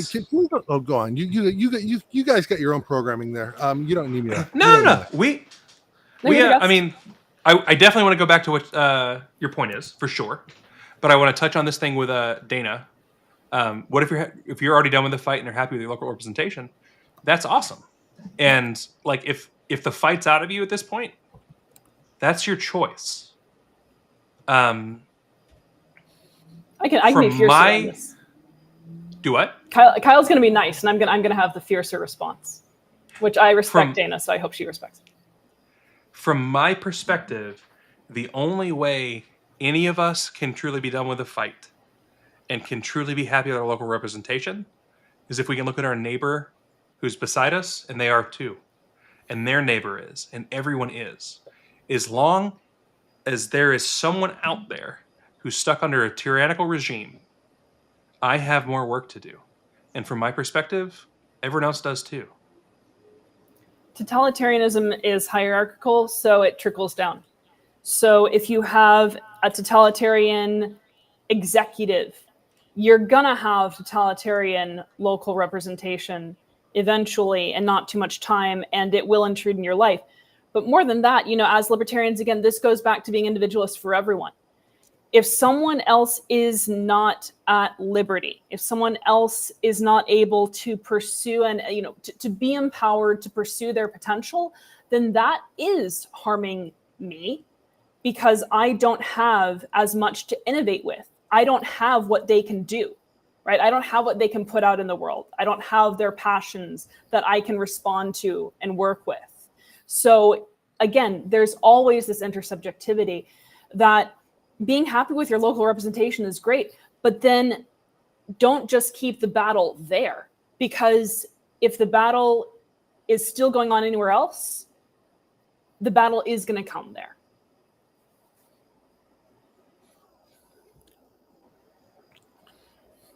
Oh, good. You guys brought it up. Yep. For me. Thank you. Yeah. This is the thing So, that Tony wanted to talk about. Yeah, as we were talking, because squirrel, and I see the chat over here. I saw Ken made this comment. If it were up to me, we would switch between Reno, Orlando, and a random third site, and he gives good reasons for going to Reno and Orlando and the random third site. I'll tell you what, I wouldn't necessarily go to Orlando every third. But one thing that I was advocating for when I was chair of the LPNY and then vice chair of the LPNY, and now that I'm not chair, I know that others have picked up the torch, which makes me really, really happy. Is a convention in Buffalo and Niagara Falls in 2030. And I'll tell you why I'm pushing for this. One, it's actually an up and coming. Buffalo itself is a growing city again. They've got a beautiful waterfront. They've got a lot of great conventions. 20 minutes away from Niagara Falls, which is an absolute shithole. And by the way, if you ever want a little bit of a one thing I love to do, because when I lived up there, is I used to love to take people to Love Canal. Now, some of you may or may not know what Love Canal is, but it's a chemical waste site.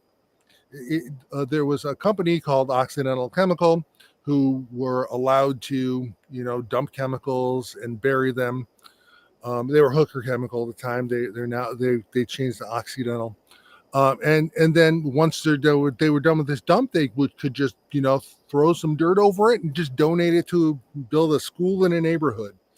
And in the 70s, that came back to bite them in the ass, because it turned out it was a cancer cluster, and now it's just in ruins. And they've tried to rebrand it. It's terrible, but just knowing just how much, you've got the beauty of Niagara Falls, New York. The beauty of Niagara Falls itself, and you look across the gorge at Niagara Falls, Canada, Niagara Falls, Ontario, and then you turn around and you look at Niagara Falls, New York, and it's a shithole because of what government has done. Just having that contrast right there is jarring.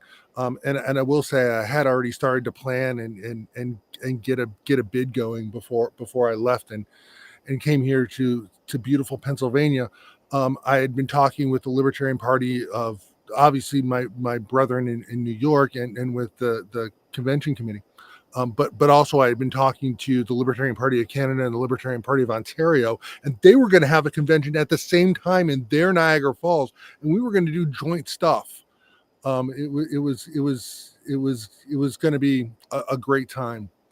And yes, Ken, I know that that non-union sites can sometimes be a problem.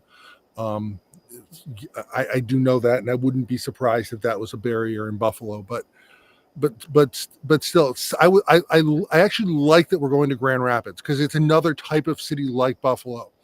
You kind of like old time Rust Belty, small city. you can see what government has done to these small cities in Northeast and Midwest. I'm really happy that I'm looking forward to Grand Rapids just so I can see how shitty government has treated them, and so we can throw them a little bit of support against the cult of the omnipotent state. Absolutely. I'm going to mock Kyle here because he repeatedly doesn't see the difference between compound words that end in prepositions not being the same as see. There we go. So before it said go check out the torch. It did. And then he also will say set up when he wants to say set up. True. So I'm picking on him now. And the best part is when he doesn't recognize that this is that I'm talking about. So I can actually explain this. I never had this problem until I learned German, because this isn't a thing in German. They stay a compound word, and if they get split, you leave the one half and then you move the other half to the end. So set up, I set up the bomb, for those who like the 80s, would become I have up the bomb set. And after that, I'm really bad about putting them back together like you would in German. I'm really bad about it. I don't even see it in English anymore. And Amanda catches it every time and is like, "You're an idiot." And it's like, I am an idiot. Well, no, but the best part is that you don't realize that I've caught it. You don't realize that I've caught it. So I just I'll write the words side by side, and you're like, "What's the problem?" And are you telling me to end the stream because I wrote check out in Discord? And he didn't know what I was talking about. Anyway, Kyle, I think you were looking for someone to say someone set us up the bomb. Yeah. Is that what you were looking to say? Main screen turn on. I told you. All your base are belong to us. We get signal. I got you. Main screen turn on. See, Tony had my back. Fuck you, Amanda. I'm just trying to correct your grammar. That's all. All your base are belong to us. All your base. Exactly. Base. All your base belong to us. Move all zig. Yes, exactly.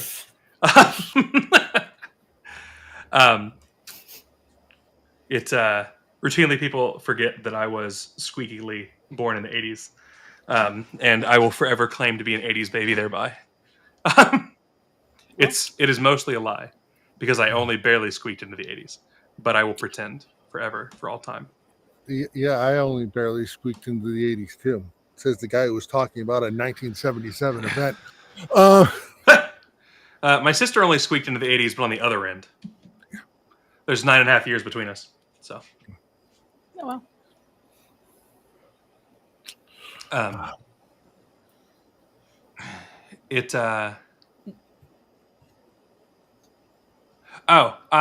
So there's an interesting conversation that happened in the chat there that I missed. Ken pointed out that the main issue with convention sites is finding non-union sites. Union convention sites kill us on labor costs for load, unload, etc.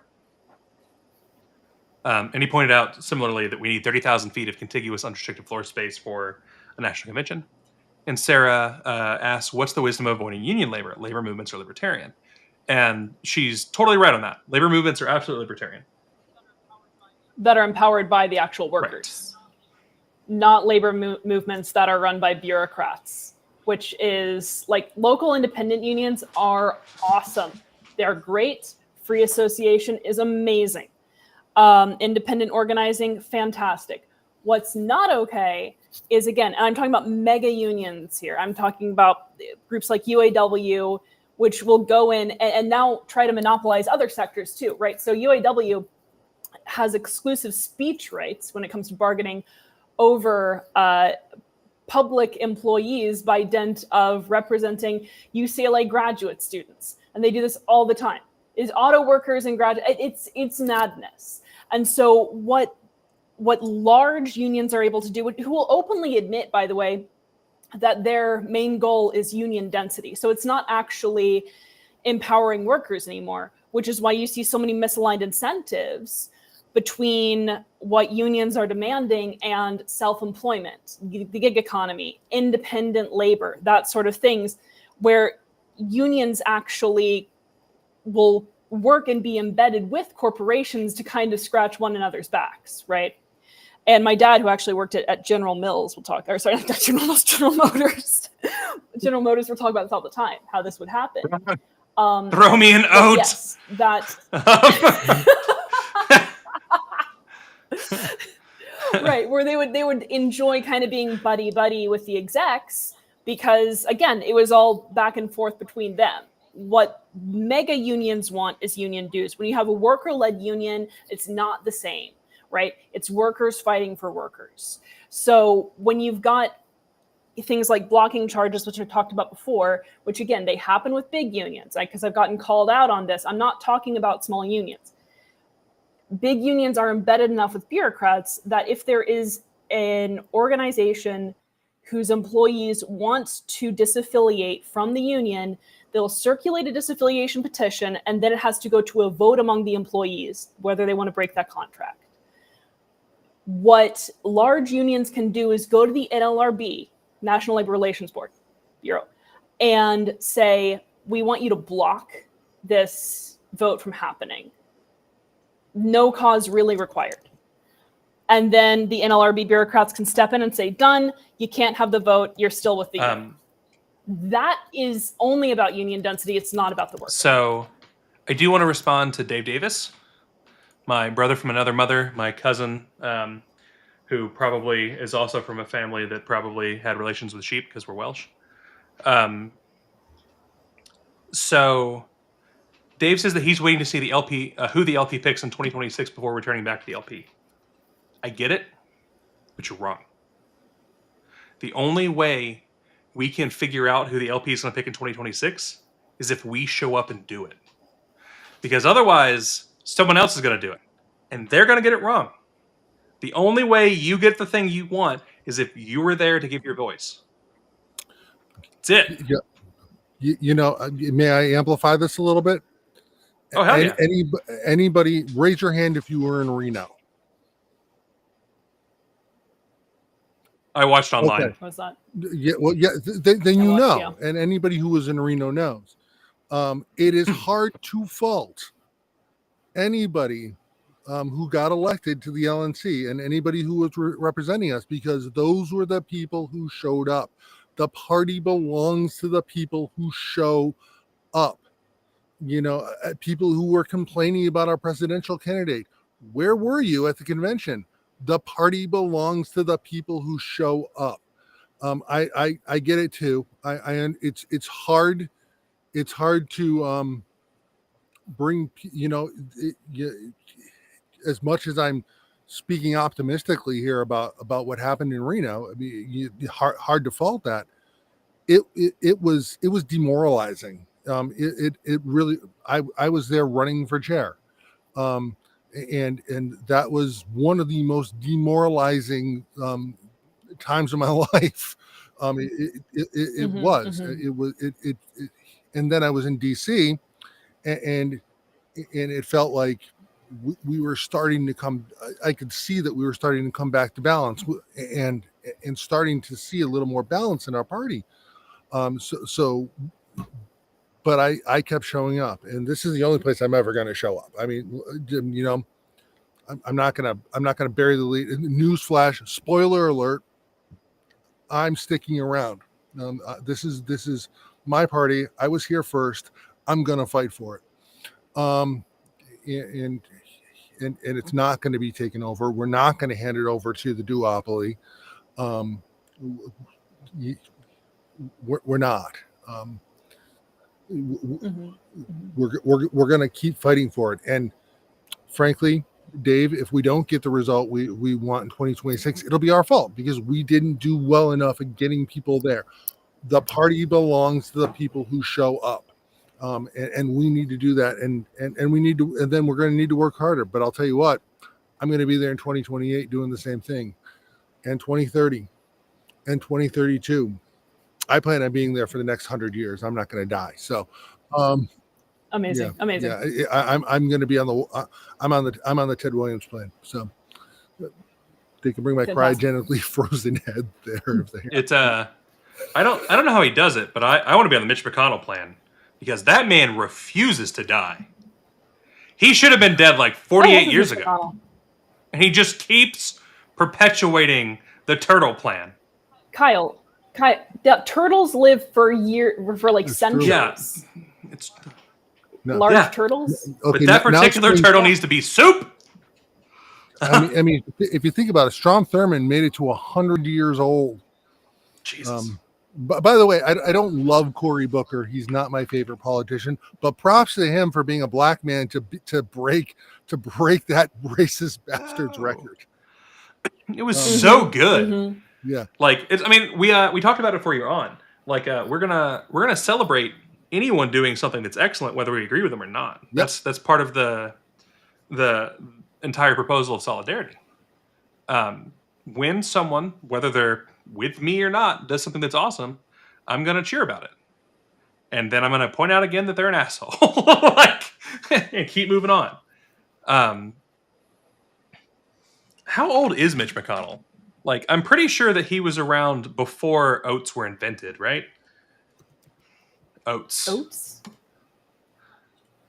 I mean, he's younger than Joe Biden. Is he?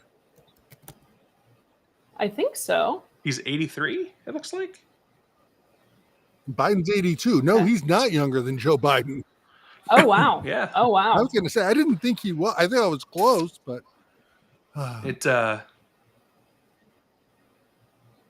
Oh, what a loser. He was in the U.S. Army for 1 month and 1 week before having a medical separation.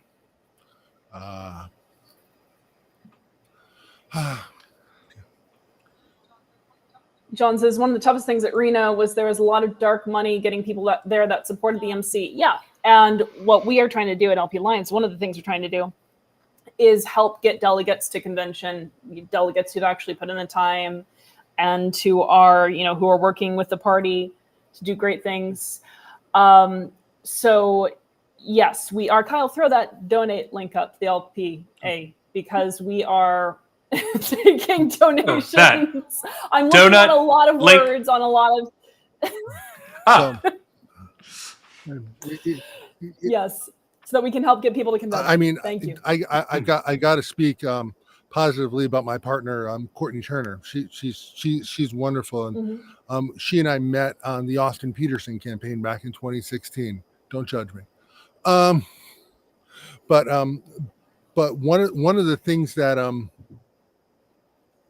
Austin did, well, I should say not that Austin did, but that Courtney did for Austin, separate from his campaign, was start a PAC to get people to Orlando to vote for Austin Peterson, and he made a difference in that race. He almost stole that convention. That was always going to be Gary Johnson's convention, and Gary was a great candidate. I have no qualms about that, but it, again, the party belongs to the people who show up, and there is history of groups being able to fundraise, good groups and not so good groups being able to fundraise and get people there. So please donate.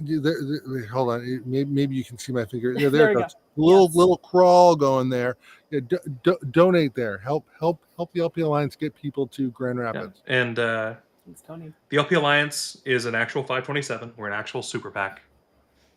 Well, the LP Alliance is not the super PAC. The LP Alliance is affiliated with the LP Alliance Spending Committee, which is a super PAC.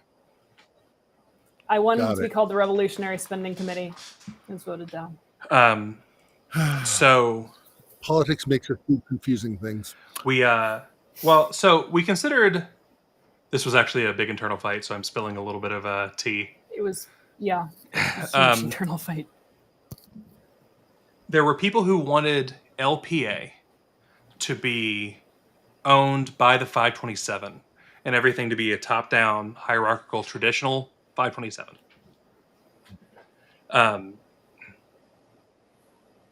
There were others who wanted it to be completely decentralized as far as possible.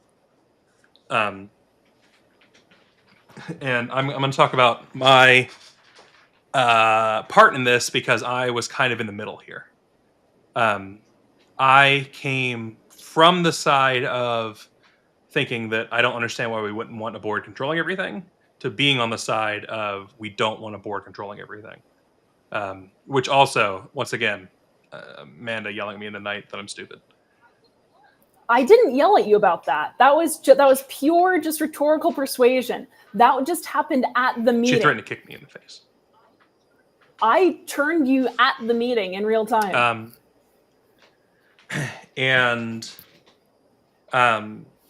So we had a noticed meeting, and people were talking about this, and I realized that people didn't understand what was going to happen at the meeting based on the proposed bylaws and what was being asked for.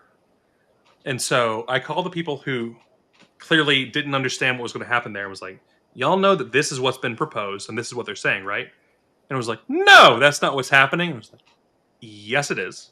That's what the bylaws are saying. That's what is being proposed. That's what's being voted on. And the people on the phone were like, oh, fuck, we can't do that. And the person who had written the bylaws and everything else pushed the meeting out a week, which caused a big hullabaloo because it's a noticed meeting that was then missed for a different noticed meeting. We're like Colorado. It was terrible. LP Colorado. So, there was a bunch of points about that you can't miss a notice meeting like that. You can't do this and that and the other. And the meeting got moved to the weekend of the LP Florida convention. So that I could vote and everything else, I am sitting at the table beside Spike Cohen and everyone else who's all talking and laughing and everything, with my earbuds in, trying to hear things and trying to be able to say things into earbuds with all the people around who were drinking and laughing and cheering about LPA. And what we end up with from the changes in bylaws, which were there, I think that you wrote all those amendments? Yes. All of which were amendments that Amanda wrote in that 1 week to try to... There were other bylaw amendments that I didn't write, but all of the ones that were germane to changing the structure were the ones that and so the way LPA is set up, and this is part of the reason that when people come in and they don't get vetted and everything else, if you understand the structure, it's easier to understand. Every one of the groups in LPA is purely voluntary. So if you want to be on comms, you join the comms team and you just start doing things. If you are super active in the Discord all the time, you just get kind of pulled into the moderator position if you want to be, and that's the admin channel. There is no hierarchy. Amanda and I are not the top of the thing just because we're the ones that hop on the stream all the time. Now, I am the one that pays for Restream, and it's expensive, and that's why you should go support the LPA. There is no limit to a super PAC.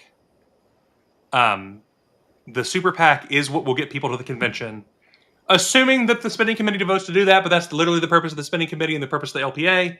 And Amanda is the president of that, and I am the vice president of that. It's not the only purpose of the LPA. It is the purpose of the spending committee for the most part. The spending committee can delegate funds to other things, but our main attention right now is on convention mobilization. We consider the Grand Rapids Revolution the first major step to rebuilding the Libertarian Party and the Libertarian movement as a whole. It's, there's a lot of people that are seeing Grand Rapids as the end goal, with no offense, because that's a lot of friends of mine. You're an idiot. It is the first step. Dave, that is awesome. We love it. Thank you so much. We can't see what you're saying because we still have the support the LPA up. Yay! Thank you, Dave. So the entire structure is laid out where the website group is just people who are good at websites who just hop in that channel and offer their help. The comms group is people who like to talk about comms or has a background in comms. Like Sarah Bella and Amanda both have done professional grade journal editing, everything. They're the editors of the torch thereby. It's purely about hopping in and saying, "Oh yeah, I can do that work," and doing the work. It's a very and proposing something new. Like that, like the things that we're doing that are beyond Grand Rapid, just delegate mobilization. These are all things that members proposed and said, "Hey, we should do this," and made it happen. And to give you a example there, one of the members of LPA is Tom Rowlett. Tom suggested that what we need is something that's sort of like Ballotpedia, but not ass. And so LPA is currently building out LP Merit, where the idea is that we're going to have everyone who's on a ballot anywhere for now in the country, hopefully someday worldwide,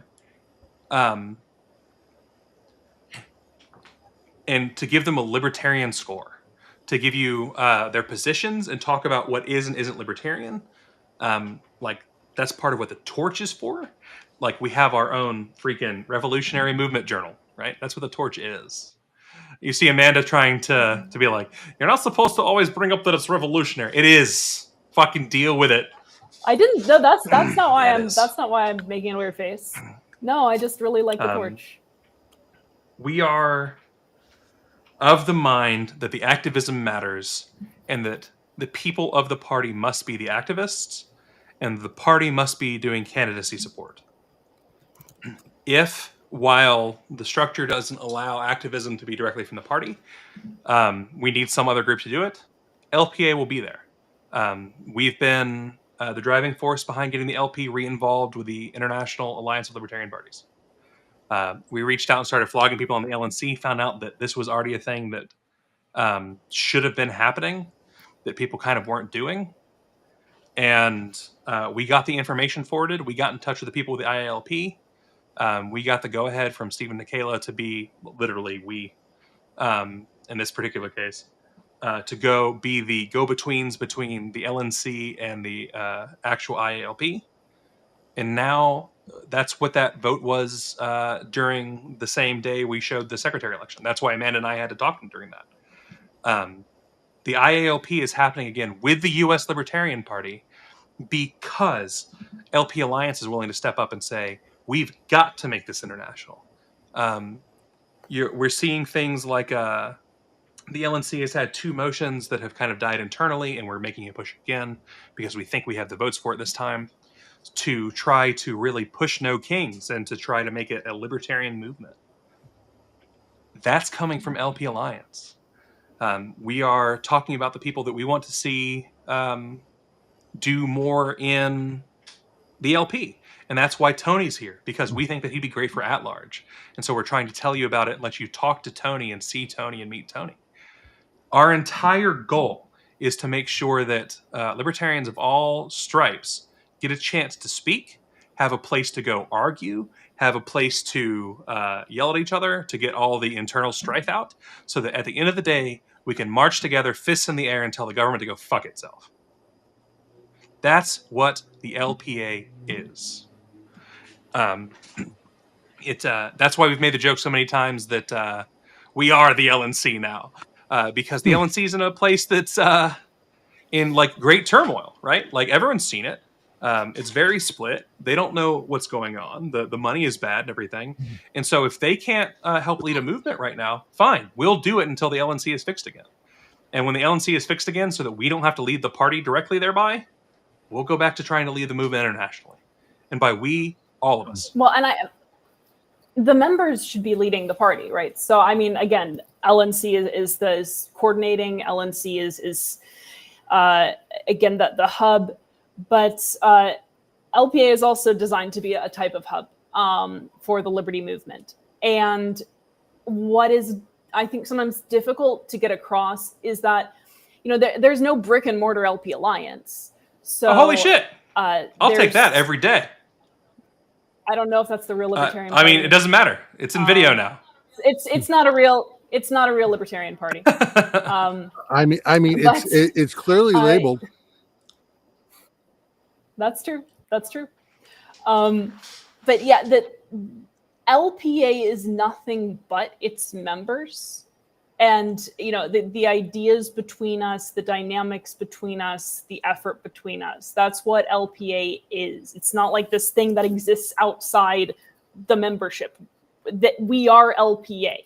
Everyone who's in it. All the people watching. Those who. All the people who are working yes, on things. Yes. Sorry. So that's what's always kind of funny is when people kind of try to separate LPA from LPA's activists and LPA's, organizers. No, they're a core part of LPA, and nobody just takes marching orders from the top down. It's incredible to watch this actually work in real time, this way of organizing, but it does. Thank you, possibly Libertarian Party. I'm currently trying to see if that is legit. If that's actually the Libertarian Party? Yeah.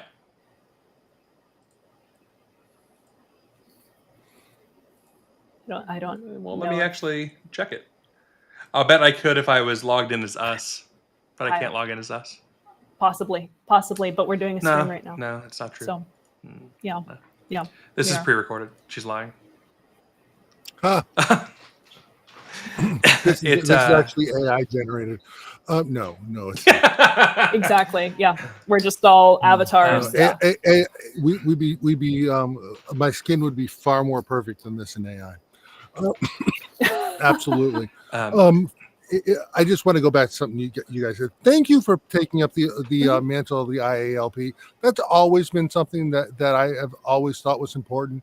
I always thought it should be bigger than it was. I was wondering why there were so many libertarian parties, and in some countries it's not called the Libertarian Party, and maybe that's why. But I was always wondering why it wasn't bigger, and one of the things I've kind of done, because partly because I like it, I like doing it, and it is I actually follow several of the worldwide libertarian parties, and some of the things they're saying are interesting, and some of them are different than what we're saying here. But it makes sense where they are for them. I wish I could think of a good example of that, but just seeing what libertarianism means worldwide, and that everybody is working to set free in their lifetimes.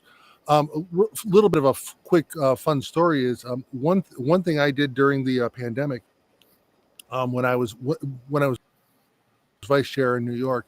I got invited by LPA Ontario to speak at one of their conventions, and talk about organizing, and it ended up being less about organizing and them telling me what they were dealing with trying to organize, and kind of hearing their perspective on the pandemic. And what they were living with, which was different and in a lot of ways worse than what we were dealing with from an oppression standpoint, and just hearing the revolution that they were breeding. I don't want to tell their whole story, but basically, there was this libertarian barbecue joint that had gotten shut down. And so what they did is they literally went to the business next door, drilled a hole in the wall so they could open up their barbecue joint. It was crazy. It's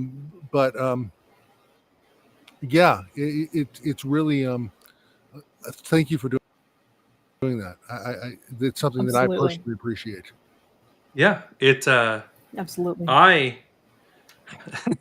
Okay, so it's a little cheesy, but when Canadian LP followed me, LP Canada, I walked around like a fucking puffin, just all waddly and happy, because they're in. Obviously, no offense to our Libertarian Party, we love our party. We're here to make it better. We're here to make it great. They're, in my opinion, the most based messaging LP there is right now.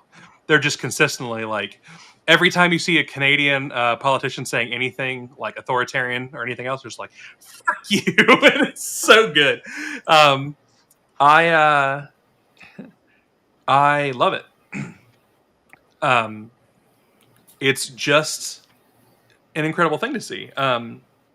We part of the reason that we've got our issues with Stephen Nikela, but he's been on twice, and he's always a fun person to talk to, and he's a really fun guy to hang out with in person. He sent us an opportunity recently to potentially speak with LP Russia, and if we can get that going, we're going to have them on. We really want to talk with GMF, the Gearshy. There are two Gearshy parties in Georgia, the GMF is the one that we want to speak with most. If we can get them on, we're going to have them on. We want LPA to be a source of international libertarianism.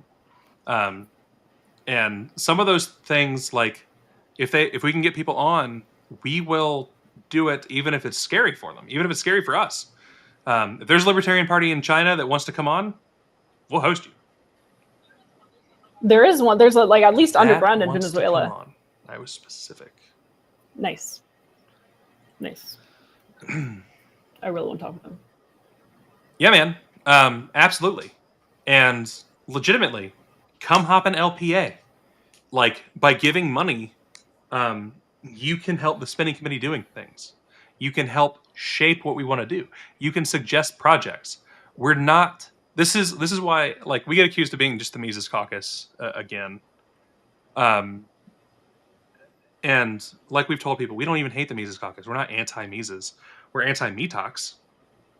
We're against anybody who's a toxic dick. Do I personally feel like a lot of the Mises Caucus was Metox? I do. Is that the official position of LPA? No. That's a personal thing. We have people who are still right now in the Mises Caucus who come on and are helping us get interviews with people all the time. Like Rob Yates is in Mises. He's on the comms team. He is someone who has actively brought on fabulous guests. He's the one that got Daryl Davis for us. He's all around a badass. We love these things. So, you know, I realize at this point I'm proselytizing LPA really hard here. But this this is a stream about the future of the LP. And I believe that the best way to get your voice heard right now for that future of the LP is to come help us out. To come make LPA great. To make LPA the future. And on that note, we probably should wrap. But Tony, final campaign speech, words and thoughts? Yeah, if you like me, tell your state chairs to ask their regional reps to vote for me. Write to your whoever you might know on the LNC and tell them to vote for me. And if anybody out there wants to reach out to me, I put my Twitter handle in in my name like you guys did, because that's a good idea. Nice. And I didn't just call myself Antonio El Tigre. But that's pretty cool, though. Yeah. So great. Yeah, Spanish commercials are great. Yeah, I'm here for the LP. I really am. And we are the best path to liberty if we can all get back to pulling in the same direction. I think we're close. I really do. So Dana's got a good point here, and I want to respond to it before wrapping.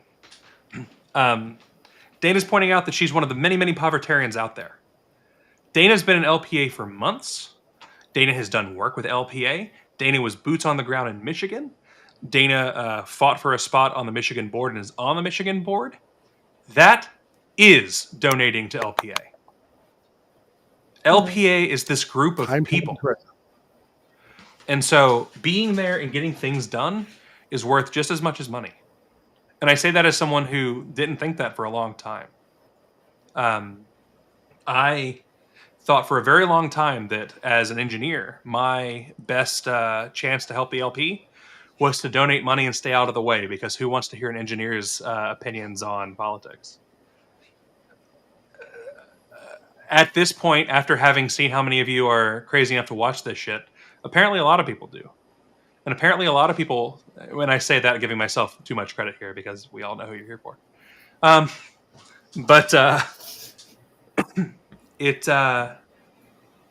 The only way to make these things happen is for human action to exist. Money can't do it by itself. Money can enable human action. It can free up more time. It can free up things. Like, we would love to be able to consistently pay Sarabella and Amanda for their work on the torch. We don't have that money yet. We would love to be able to give kickbacks to authors who write for it. We would love to be able to give kickbacks to the people who are doing work everywhere. Amanda's making fun of me because I orate quite often. Kyle will go on and on and on and on, and it's like the same. This is a different speech, but it is the same thing, and I mean it's really funny. It makes me laugh. What we are working on, Kyle mentioned Human Action, is we would like, we have now the resources, and we're brainstorming an app that will actually allow, and this is in the future, will allow people to see liberty-related events in their vicinity, get information about causes that they care about, and just be, again, more active stewards of this movement. Because, again, when you feel like you have a stake in something, you are more likely to be a mover. That's why distribution over hierarchy is so important. That's why empowering members is so important. So we're just getting started, and we're very excited to keep going. Again, just where we started from, just to wrap it and back around. New pledge, no pledges of fealty to the state. Okay, guys, need to now that the Libertarian Party itself is watching, we need an affirmative pledge, not a negative pledge, because you can't have a negative core for an ideology. You can't predicate a political philosophy on a purpose of an action. So again, non-aggression corollary, fine. Non-aggression pledge was originally meant as a pledge of fealty to the state, to signal that we weren't violent and dangerous. Make it an affirmation of fighting for the cause of liberty. And with that, I have a surprise thing to show folks, because we have been asked to show one of our excellent meme videos by their creator. And so I'm going to throw that up, and we're going to be off screen, and we're going to call it a night. Thank you guys so much for hanging out with us. Go tell your reps that you want Tony to be an at-large. Go follow all of us on X. You'll see things that are particularly stupid from me. And here is some media for you to end this with. Happy Treason Day, everyone.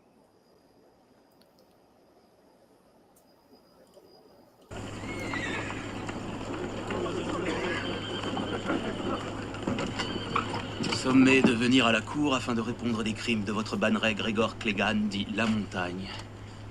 D'arriver sous 15 jours, sous peine d'être déclaré ennemi de la couronne. Pauvre Ned Stark.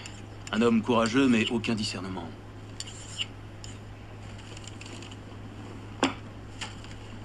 Tu as été stupide de l'attaquer. Il sera puni en conséquence. Les Lannister ne se conduisent pas en imbéciles.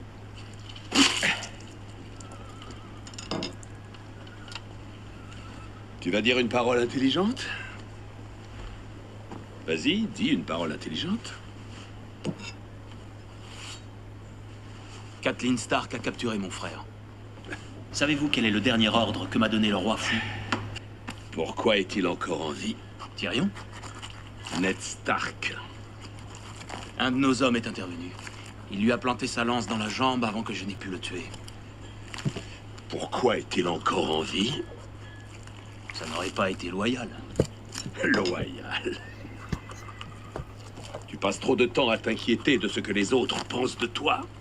Je n'accorde aucune attention à ce qu'on peut penser de moi. Non, ça, c'est ce que tu veux que les gens pensent de toi. C'est la vérité. Quand tu les entends murmurer régicide derrière ton dos, ça ne te contrarie pas? Si, bien sûr que ça me contrarie. Un lion ne se soucie nullement de ce que pensent les moutons. Je suppose que je dois m'estimer heureux que ton orgueil ait contrecarré ta témérité.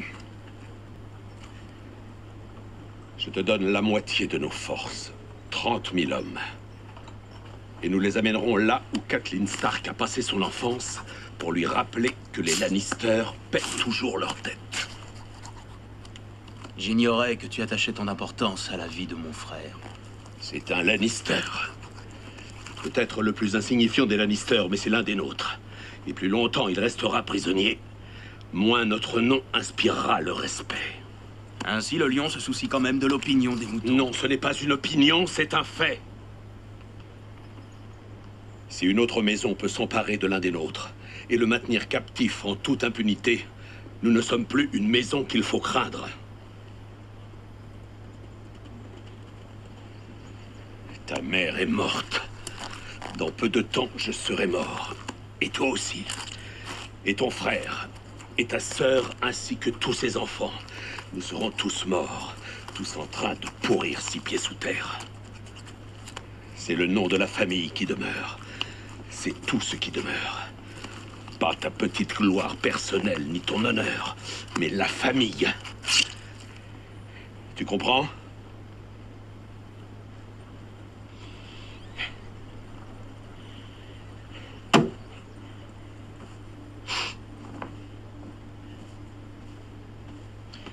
Tu as la chance d'avoir des capacités que peu d'hommes possèdent. Tu as la chance d'appartenir à la famille la plus puissante des 7 couronnes. Et tu as la chance d'être encore jeune. Et qu'as-tu fait de toutes ces chances, dis-moi? Tu as servi comme un vulgaire garde du corps pour 2 rois. Le premier était un fou, le second est un ivrogne.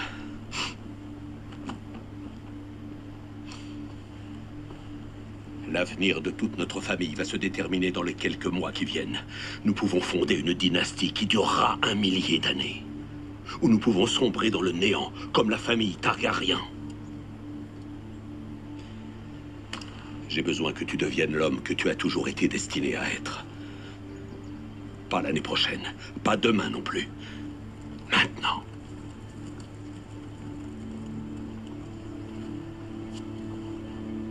Dans 3 jours, il partira pour Château Noir et finira ses jours sur le mur.